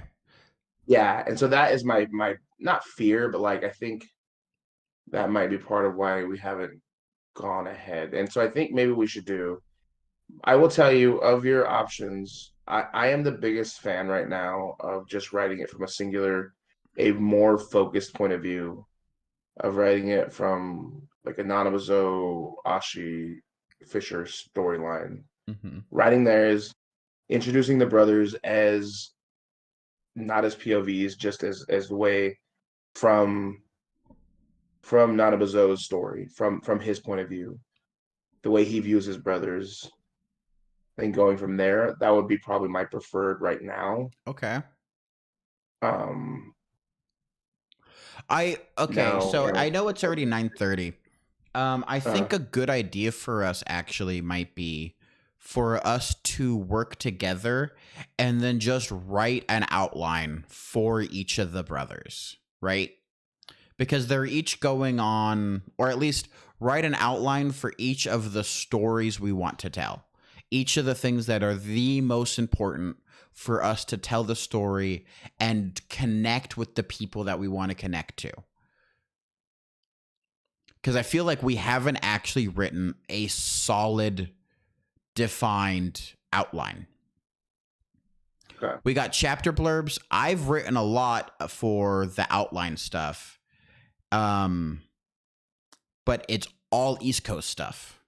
And I think that's another of our small conflicts that we're having is that you have a lot of things in your head, but you don't want to write it down until it's like where you want it. And I want to write it down so I could see and understand what's going on and then change it as we need to fit what our storyline will be. It's not that I don't want to write it down. It's always what is it? It's like the procrastination thing we're talking about. It's all just back burnering. So I don't have like a solid idea. But by the time we get there and we start talking about it, that's why the ideas seem to come very fast. It's like because I was like I had it like on just I can't reach them, and then when we start talking about it, we dig into it. I'm like, oh, okay, here we go. You know what I mean? Okay. They're not solid. They need to come to life still. So I think you're right. Maybe that's something we can do is write down where we think these guys should go And I like the and idea do of us parallel writing at the exact same time together, communicating as we're writing and writing the outline um so that we're both on the same page at the same step. Or we can sit together as we write and then look at each other's once we're done. Maybe take 2 hours to write, something like that. yes. Because none of us though, I think that's what we probably should do is maybe come together and then each try to tell a tale without writing the whole, obviously writing the whole thing, but is tell our tale of where we think Nanabuzo should go in his first book. What should be his rising, his climax, and his fall. Where do we think he's going? Is it ending with the Great Skunk? Is it ending with the witches? Where does his story end? Book one of the Rabbit. Ooh, actually, I really liked the idea of his book one ending with the witches. That seems Yeah, like a good. The Great Skunk should be like the end of the story type of thing, not yeah, his first yeah. step. Um, and then the same thing with Bozo. What is his story? Because his is gonna have a more military feel to it. So he's gonna be looking from where his guys are going, who they're fighting and stuff. What is his end all be all? Is the end of his story him losing a major battle?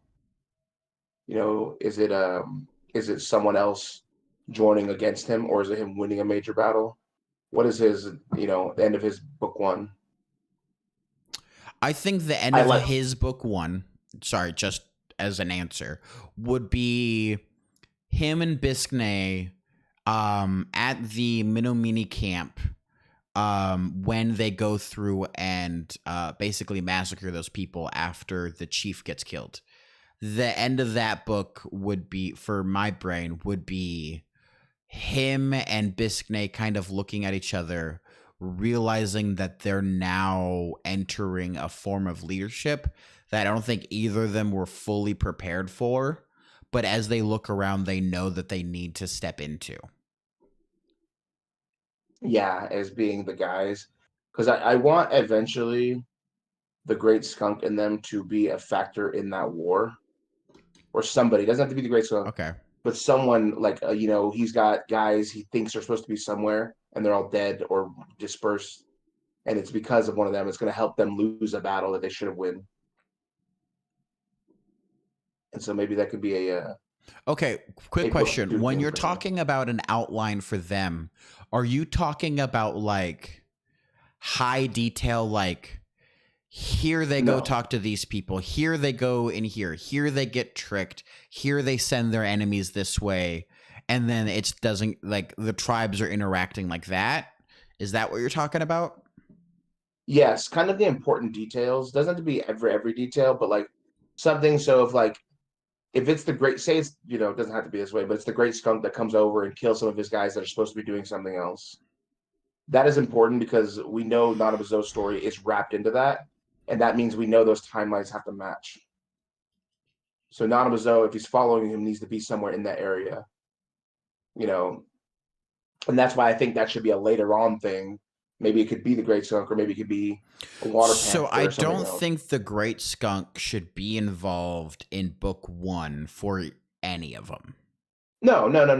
Okay, good. What I was saying is that something like that to happen. Like I think the beginning of book 1 for Bozo would be a regular war, where maybe the Dakotas come in at the end, and hit them from the side because they're afraid that they're the ones that are poisoning their water.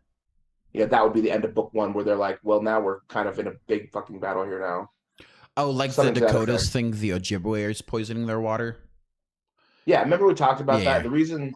The reason that everyone's assaulting them is because, the skinwalkers take a whole town over here. A town over here gets their water all poisoned, and they're like, everyone's like, "What the fuck, man?" And everybody just kind of assumes it's the Ojibwe, Yeah, people start and so that going, could, "What's happening? Why are things happening?" And then they get reports that the Ojibwe have taken out the Menominee, and they're like, "Oh, it must be them."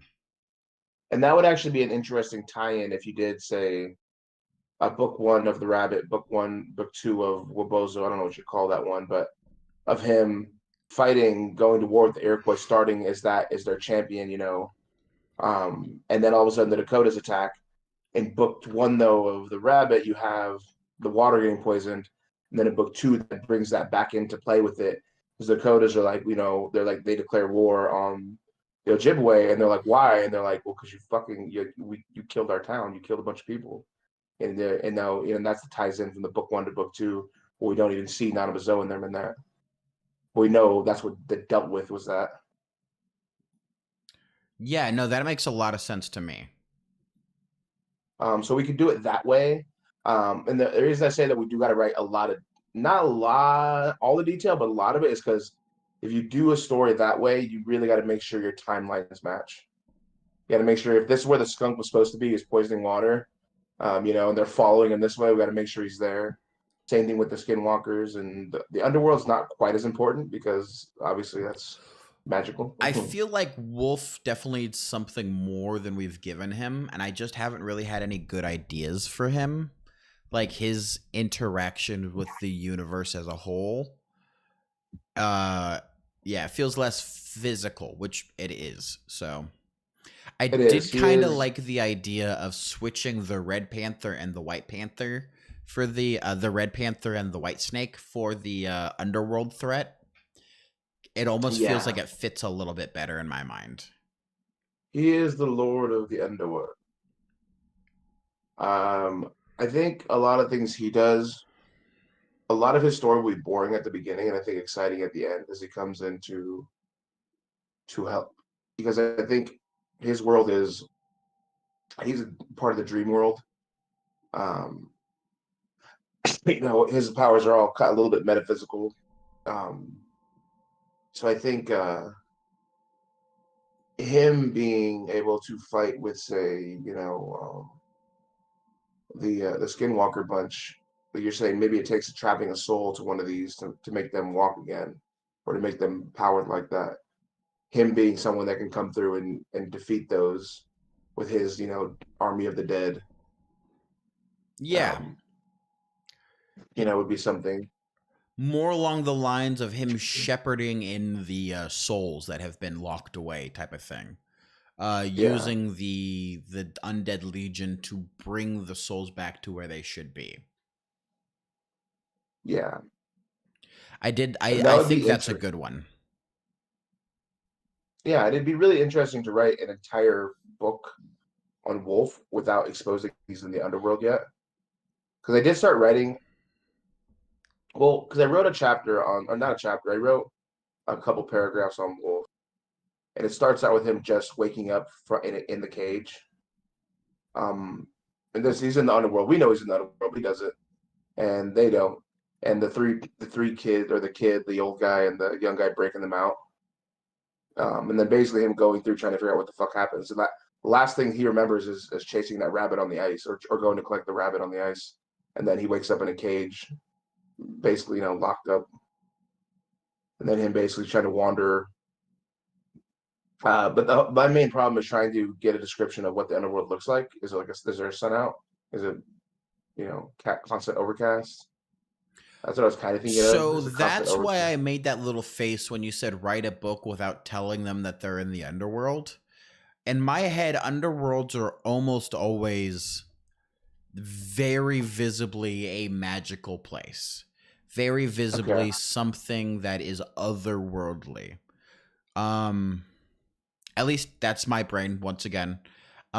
So I feel like trying to make the underworld a mundane place would be a lost opportunity because we're already gonna Okay. make most of the normal world low to mid magic, right? We don't want high Yeah. magic happening.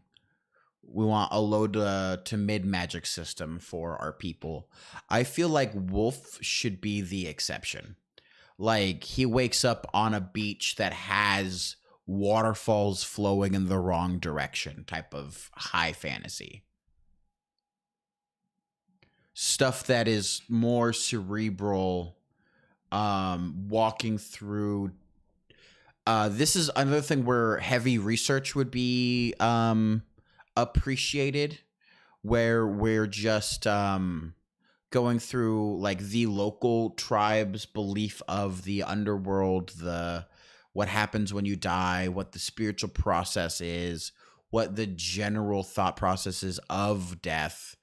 And then that would be the type of stories and morals and objective that Wolf goes through, learning those systems, learning the reason behind the burial practices or what the intention is that the people are leaving behind, or what happens when somebody dies and there is no burial practice for them. What happens to their soul then? That's the type of story that I'm imagining for Wolf. And then while he's going through all that, gaining the allies and the acceptance and the dominion over, maybe not dominion, yeah, dominion over the afterlife residents, basically, and using that then to Okay. help the overworld. You know what I thought would be cool as a side note What's that? is Ashi and Wolf fighting at some point, Ashibakashi and because Wolf. Okay. yeah, in the dream world, because from her point of view, he's someone trying to get into their Nanabazo's dreams at some point. Yeah, that's her whole thing. Is protecting people from that. I think it'd be cool to have a scene where they full on fight. I like that a lot, where from her perspective, she is trying to protect Nanabazo and probably, yeah, Nanabazo.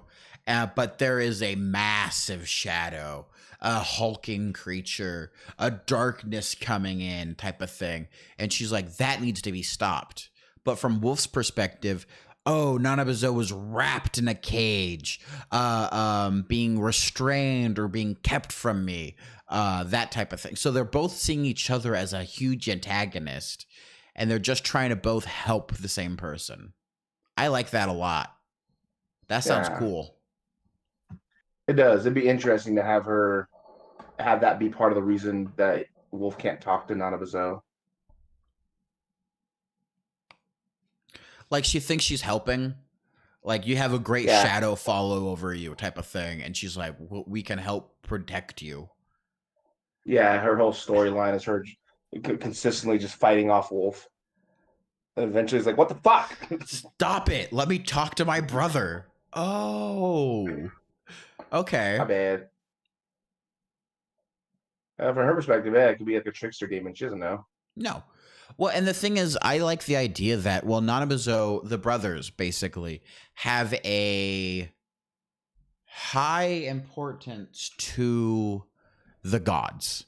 So keeping Nanabuzo blocked from maybe a lot of that interference is good for him. Maybe the gods are trying to influence the brothers, and Ashibakashi is able to help keep Nanabuzo, clear of mind in that way.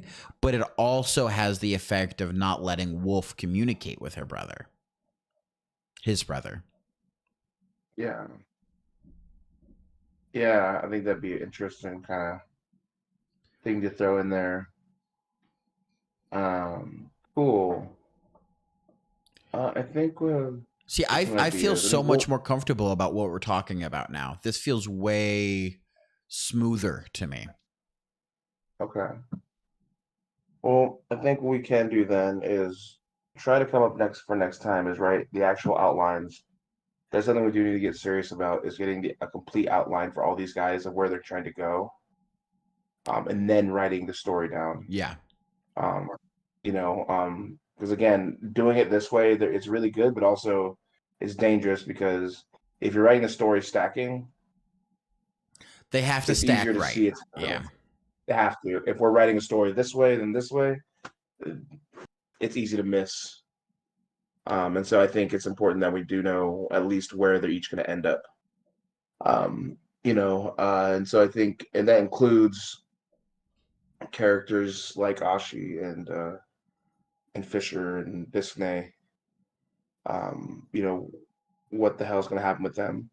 But I think writing, yeah, good. It'll be fun writing it in different kind of areas because having that kind of just trouncing around the world from Nanabuzo and his crew, going on adventures and getting trapped and stuff is going to be fun. Yeah. And then also Flint and Wolf are both difficult. Flint's going to be difficult as well.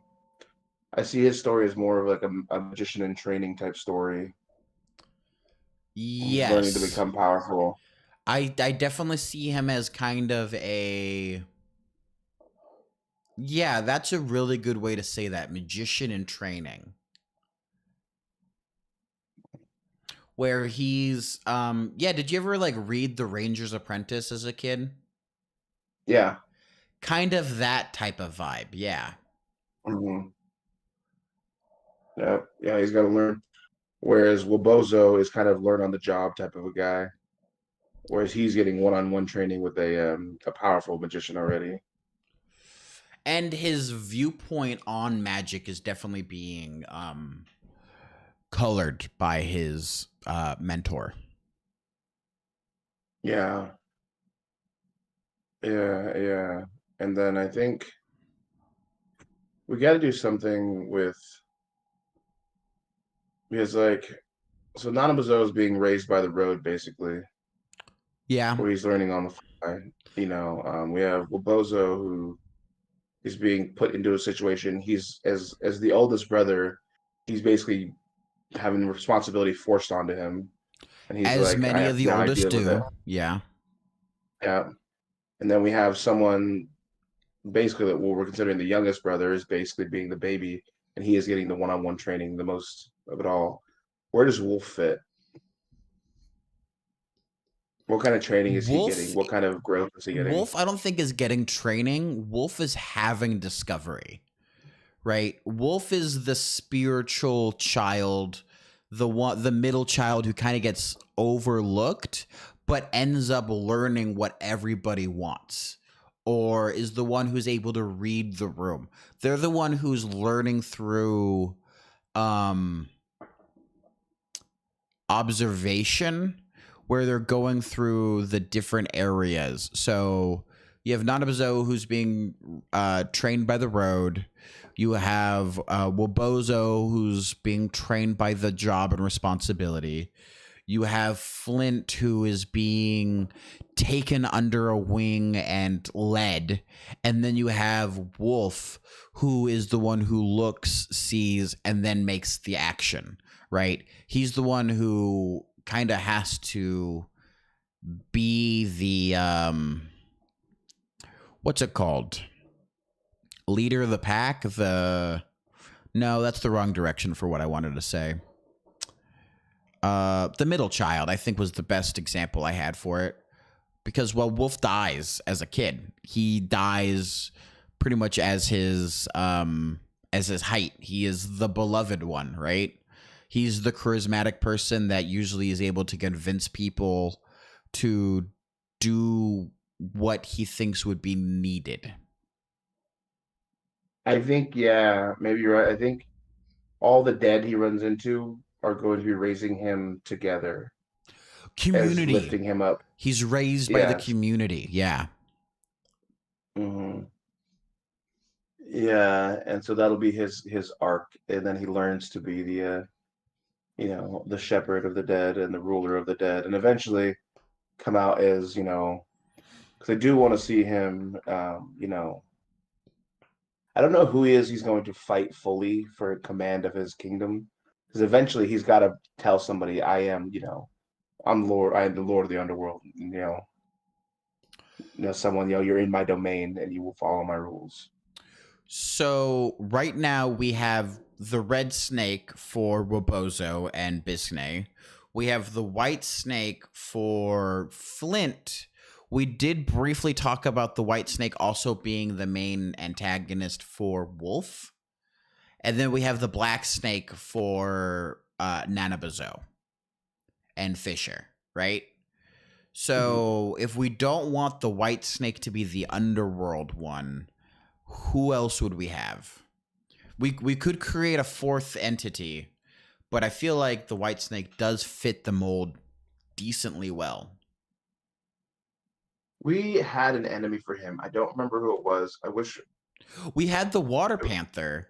Well, that's one reason why we're recording this now, because I think it would have solved some of our earlier issues if we would have had more stringent note taking and like definitions for what we were talking about. That's fair. We did have the water panther. Was it him? I swear there was someone else, because we had an enemy for everybody at some point. I don't remember. I think you're right. It was a water panther. Then someone else had somebody else.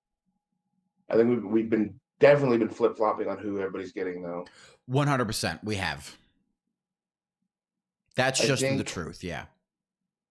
Yeah. I think the water panther killing Wolf. Because so in my mind too is that these guys are going to switch who they're fighting. I don't know if that was ever in your head, because like at the end of it, I do want because that's one of his in the mythology, one of the big stories for Nanabazo is he does go there. He wants to fight the water panther because he killed his brother. Yes. And so him killing the water panther instead of anybody else would make sense.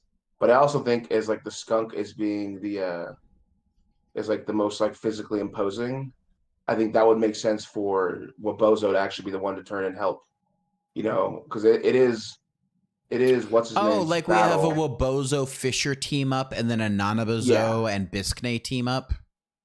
Yeah, kind of that different. Switch it that way. A trade. You're definitely gonna need strength. Yeah, which just makes more sense to me.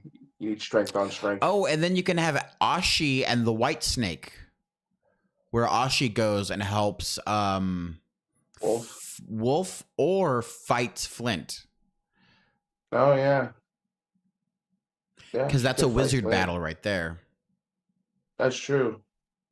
That would be an interesting one where Wolf does take on the White Snake, and then Ashi is the enemy of Flint. We could just leave Flint bad.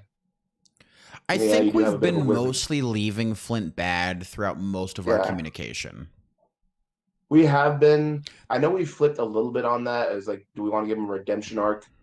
I don't know where it'll fit in the story, whether we want to or not, honestly. I think we got to see where the story goes, but I am leaning towards leaving it bad. And that exact thing is what I mean by like we'll write the story until we hit a thing or a conflict or a wall that we need to drag something else in. Is Flint gonna stay evil, or is his interactions with the people that he has around him going to shape him into a way of redemption, or does he just double down and fall deeper? That's the type of thing that I'm like, we'll get to it. Yeah, That's see, the then maybe yeah. that was Go ahead. maybe that was our misunderstanding because there are some things like that. I agree.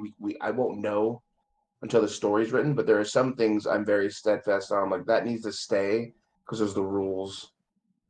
Like you know what I mean? Like Fisher being good or bad is not a rule to the world Yeah. for me, and that's what I mean by things we can get to. And you're right. The story has to tell us what is he going to be good or bad. You know, does it fit narratively? Does it make sense if his brothers see him that can they save him, or is it better if he is just this is who I am. I am evil. I don't agree with fuck all of you guys. Yeah, welcome to the void type of guy. Or if he's like, Yeah, actually, I'll turn away and come back. Well, because because that would be the Iroquois legend that we're basing a lot of this off of is that the white snake comes as a friend, then the red snake comes and they do battle, then the black snake comes and eats them both, and then the great serpent comes until it's defeated, and then the white snake comes back as a long lost friend. And then I think that was what we were talking about for Flint flip-flopping. That's what we were talking about. I think a cool story would be for Flint to kill his master, and then still be a dick and being like, "Yeah, no, I'm still evil, guys. I just want more." He Palpatines him. He kills his master and takes over as master, right? Yep. Instead of being a Darth Vader, yeah, he's a Palpatine. He's like, "Oh no, I am the big bad. You're welcome." Oh yeah, I killed him. I needed to. Who else was going to be number one? Him? Not when I'm here. Yeah. Yes, I would like that kind of a story. Okay. Well, so at the end of it, then we need to write individual stories for the brothers and maybe for the other characters too. Most importantly, I think though, we write them in order of Nanabuzo, Wabozo, Flint, and then Wolf. Is that correct? Nanabuzo, Wabozo, Flint, then Wolf. I think Wolf and Flint could flip flop. But yeah, I do think Nanabuzo, Wabozo is the first two for sure. And then the other thing is too is so if we're gonna have Ashi fighting Flint in a bit of a wizard battle, I know we talked about Wolf has the dreams and the death, which is distinctly different from the power of Winter, which is basically understanding that of things that are detrimental to you, understanding that there is where there is hope, there is destitute. So he has those kind of powers, whereas it seems like we're giving Ashi both in order to fight this guy. Yeah, in a way. I don't think Ashi has the knowledge or like the spiritual understanding of the vices. I think she has the knowledge of the virtues, right? The benefit to the willpower not to drink too much. The protection of a mother for their child. The honor of a man who could be dishonorable, right? That type of situation. Versus Flint's is more the absorption of the good, the taking of energy, the understanding of the power of losing yourself in vice, that type of thing. So is hers all going to be protection magic then? In my mind, she's mostly protection, and most of the stories I've seen and like read, she does mostly protection stuff. I know she lassos somebody to help the Fisher. But once again, a lasso doesn't really seem offensive either. It's a holding, it's a grasping, it's a restraining, not a killing. Yeah, because because remember these powers too, they get them with the complete understanding of them. So, and the easiest way for me to keep referencing them is Nanabazo, understanding the rabbit, understanding the tree, understanding completely of what they are to transform into these things. So for Wobozo to instill, hope into people, he has to understand hope, what it means. So that's something he'll get as he matures. But understanding bravery is something he does understand as a young child. It gives him strength and stuff like that. And so for her, she's understanding the opposite of desolation, basically. So she's understanding the power of hope, right? So maybe from her perspective, a young girl in a tribe that is controlled mainly by men, right? And then there is usually a woman who is the top of the tribe, right? It's the matriarchal society, right? Uh, Mhm. so maybe that kind of hope, like I see like all the second, third, and fourth in command are guys, but the number one in command is a woman. So there is hope for progression. Or the hope, like the anti of Desolute is hope. So her viewpoint would be the continuation of effort and fight and willpower despite overwhelming odds or um, extreme hardship. Okay. So she's going to Also, be using. go ahead. Sorry, go ahead. Okay, she's going to be using more of Wobozo's power source than I Flint's. really want to know where we put all of the communication we had for their power sets. We did a whole write out. Yeah, we had good notes for it, which is frustrating if it's not around. So that would suck because I don't remember exactly everything. Because we really broke down We what did a everybody great was, job with it. I liked it a and lot. I was yeah. So I was very happy with our power source. All right, I'm not seeing it in Wolf. Let me take a few ganders in here too. Yes, please. Please. Pacific Northwest tribes. No, Flint/Winter. it's not in there. What are you in? Which one are you looking at? I'm in the Flint/Winter run right now. Flint, thief of life/heat, rest equals strength, understanding of death. Wobozo, channeling life force, uses his Anida to increase his tactical abilities and leadership. Understanding the living. Nanabazo, understanding all life, shifting. Wolf, understanding the dead, metaphysical. This feels like where we talked about it. I don't know if we wrote down every detail we talked about though. Yeah, I feel like we had a lot more. I'm upset with past us. But we're so good at talking and we're so good at bouncing ideas and communicating to each other that So quick. writing it down is hard. Well, I keep telling you, writing's for nerds. We're nerds. We should write. Oh, okay. Yeah. Well, that is one thing though that is good. We got um Oh, Ashi, who able to provide protection from metaphysical threat.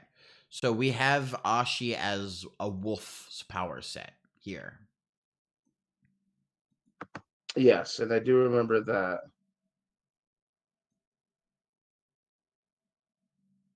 Wolfstar, Priest of Aztec, Ashi, physical threat, historian. When was this added? Wobozo, Fisher, twin brother, Biscne, and his dad. Zigwan, hope after long despair. Zigwan becomes the queen of despair and builds the power of despair. I don't remember talking about that at all. That wasn't me. I don't know what the fuck that is. Fisher, twin brother. What brother? Bozo. Fisher, twin brother. What twin brother? Oh, the Hunter twin brothers. This is Oh, the saying hunters. which of the power sources are they on? Oh, I see. Okay, who's using Wabozo's powers? Yeah. Got you. Fisher makes sense, giving him strength. Bisnay and his dad. Okay, Zigwan. Okay, so that's what we're saying is Zigwan understands hope after long despair. So she's influential in like getting people to do what she wants. Mm-hmm. Zigwan becomes queen of despair and builds the Oh, okay. Um, I remember this now. We were talking about this. She kind of becomes evil. She starts out as a hopeful person Because she's captured by the Water Panther and like Stockholmed for a while, right? Yes, In a way. and then she understands despair. So that was our power sources. People going through things. So basically, everybody's like Saiyans. Is once they go through something, they get stronger because they understand things Yeah. that other people don't. Um, so people can actually be magical to it in a sense, even to like farming and stuff like that, because they understand it completely. I can And then grow once the you best carrots type of guy. yes, Yeah. and it's not just saying that; it's literally magic that's helping him grow at a certain point because he understands it so well. Yeah. Okay. Flint is despair and loss. Possibly used by traders. Okay. To make people feel desperate. Desperate for Okay. items / resources. Yeah. Yeah, a leader using despair. Yes, motivates the population. Wolf is understanding the dead and the spirits in the afterlife and the metaphysical and dreams.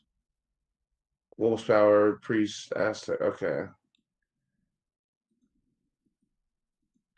And this is once again us talking a lot and me being like, let me get the bones down so I can at least have something that we can think of later without. Oh, Yeah. we'll remember it as we always do. We'll remember it. Completely. Us. Who the fuck wrote that? Say, what the fuck? What losers wrote this? I didn't write that. Rereads it. Oh, yeah. Oh, I was that loser. Damn it. Not again. Fuck. Okay, so Flint. So he can steal life, heat, because he understands it. So rest equals strength of the understanding of death. Mm-hmm. For Flint is despair and loss, taking of energy and siphoning. Possible, yeah. Theft of life / heat, rest equals strength. Well, bozo.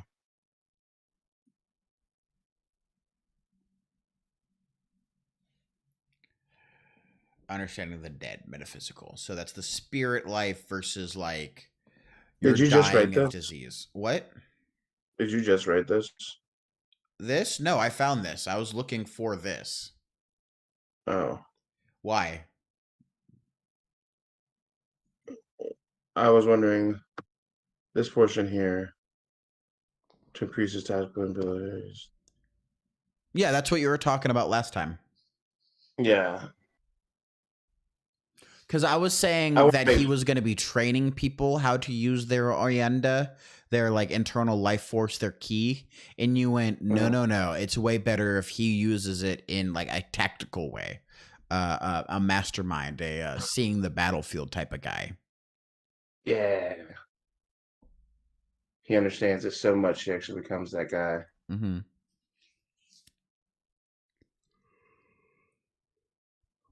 All right, bud. I think I'm getting kind of burnt here. I'm getting a little tired. Yeah, me too. I need to leave here at like 6 in the morning. Yeah, it's already 10.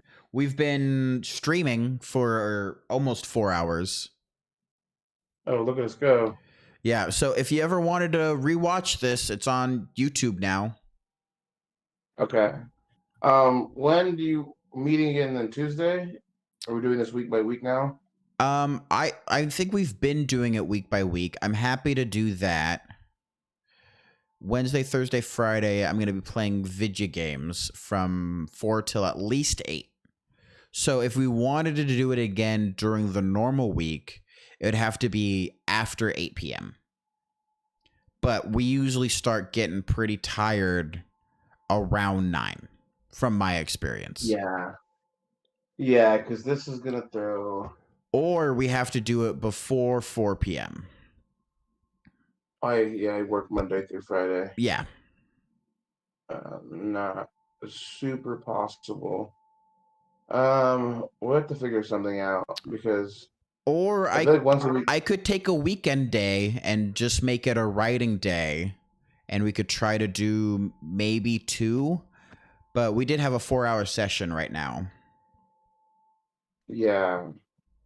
Could you maybe switch your streaming days to 3 days?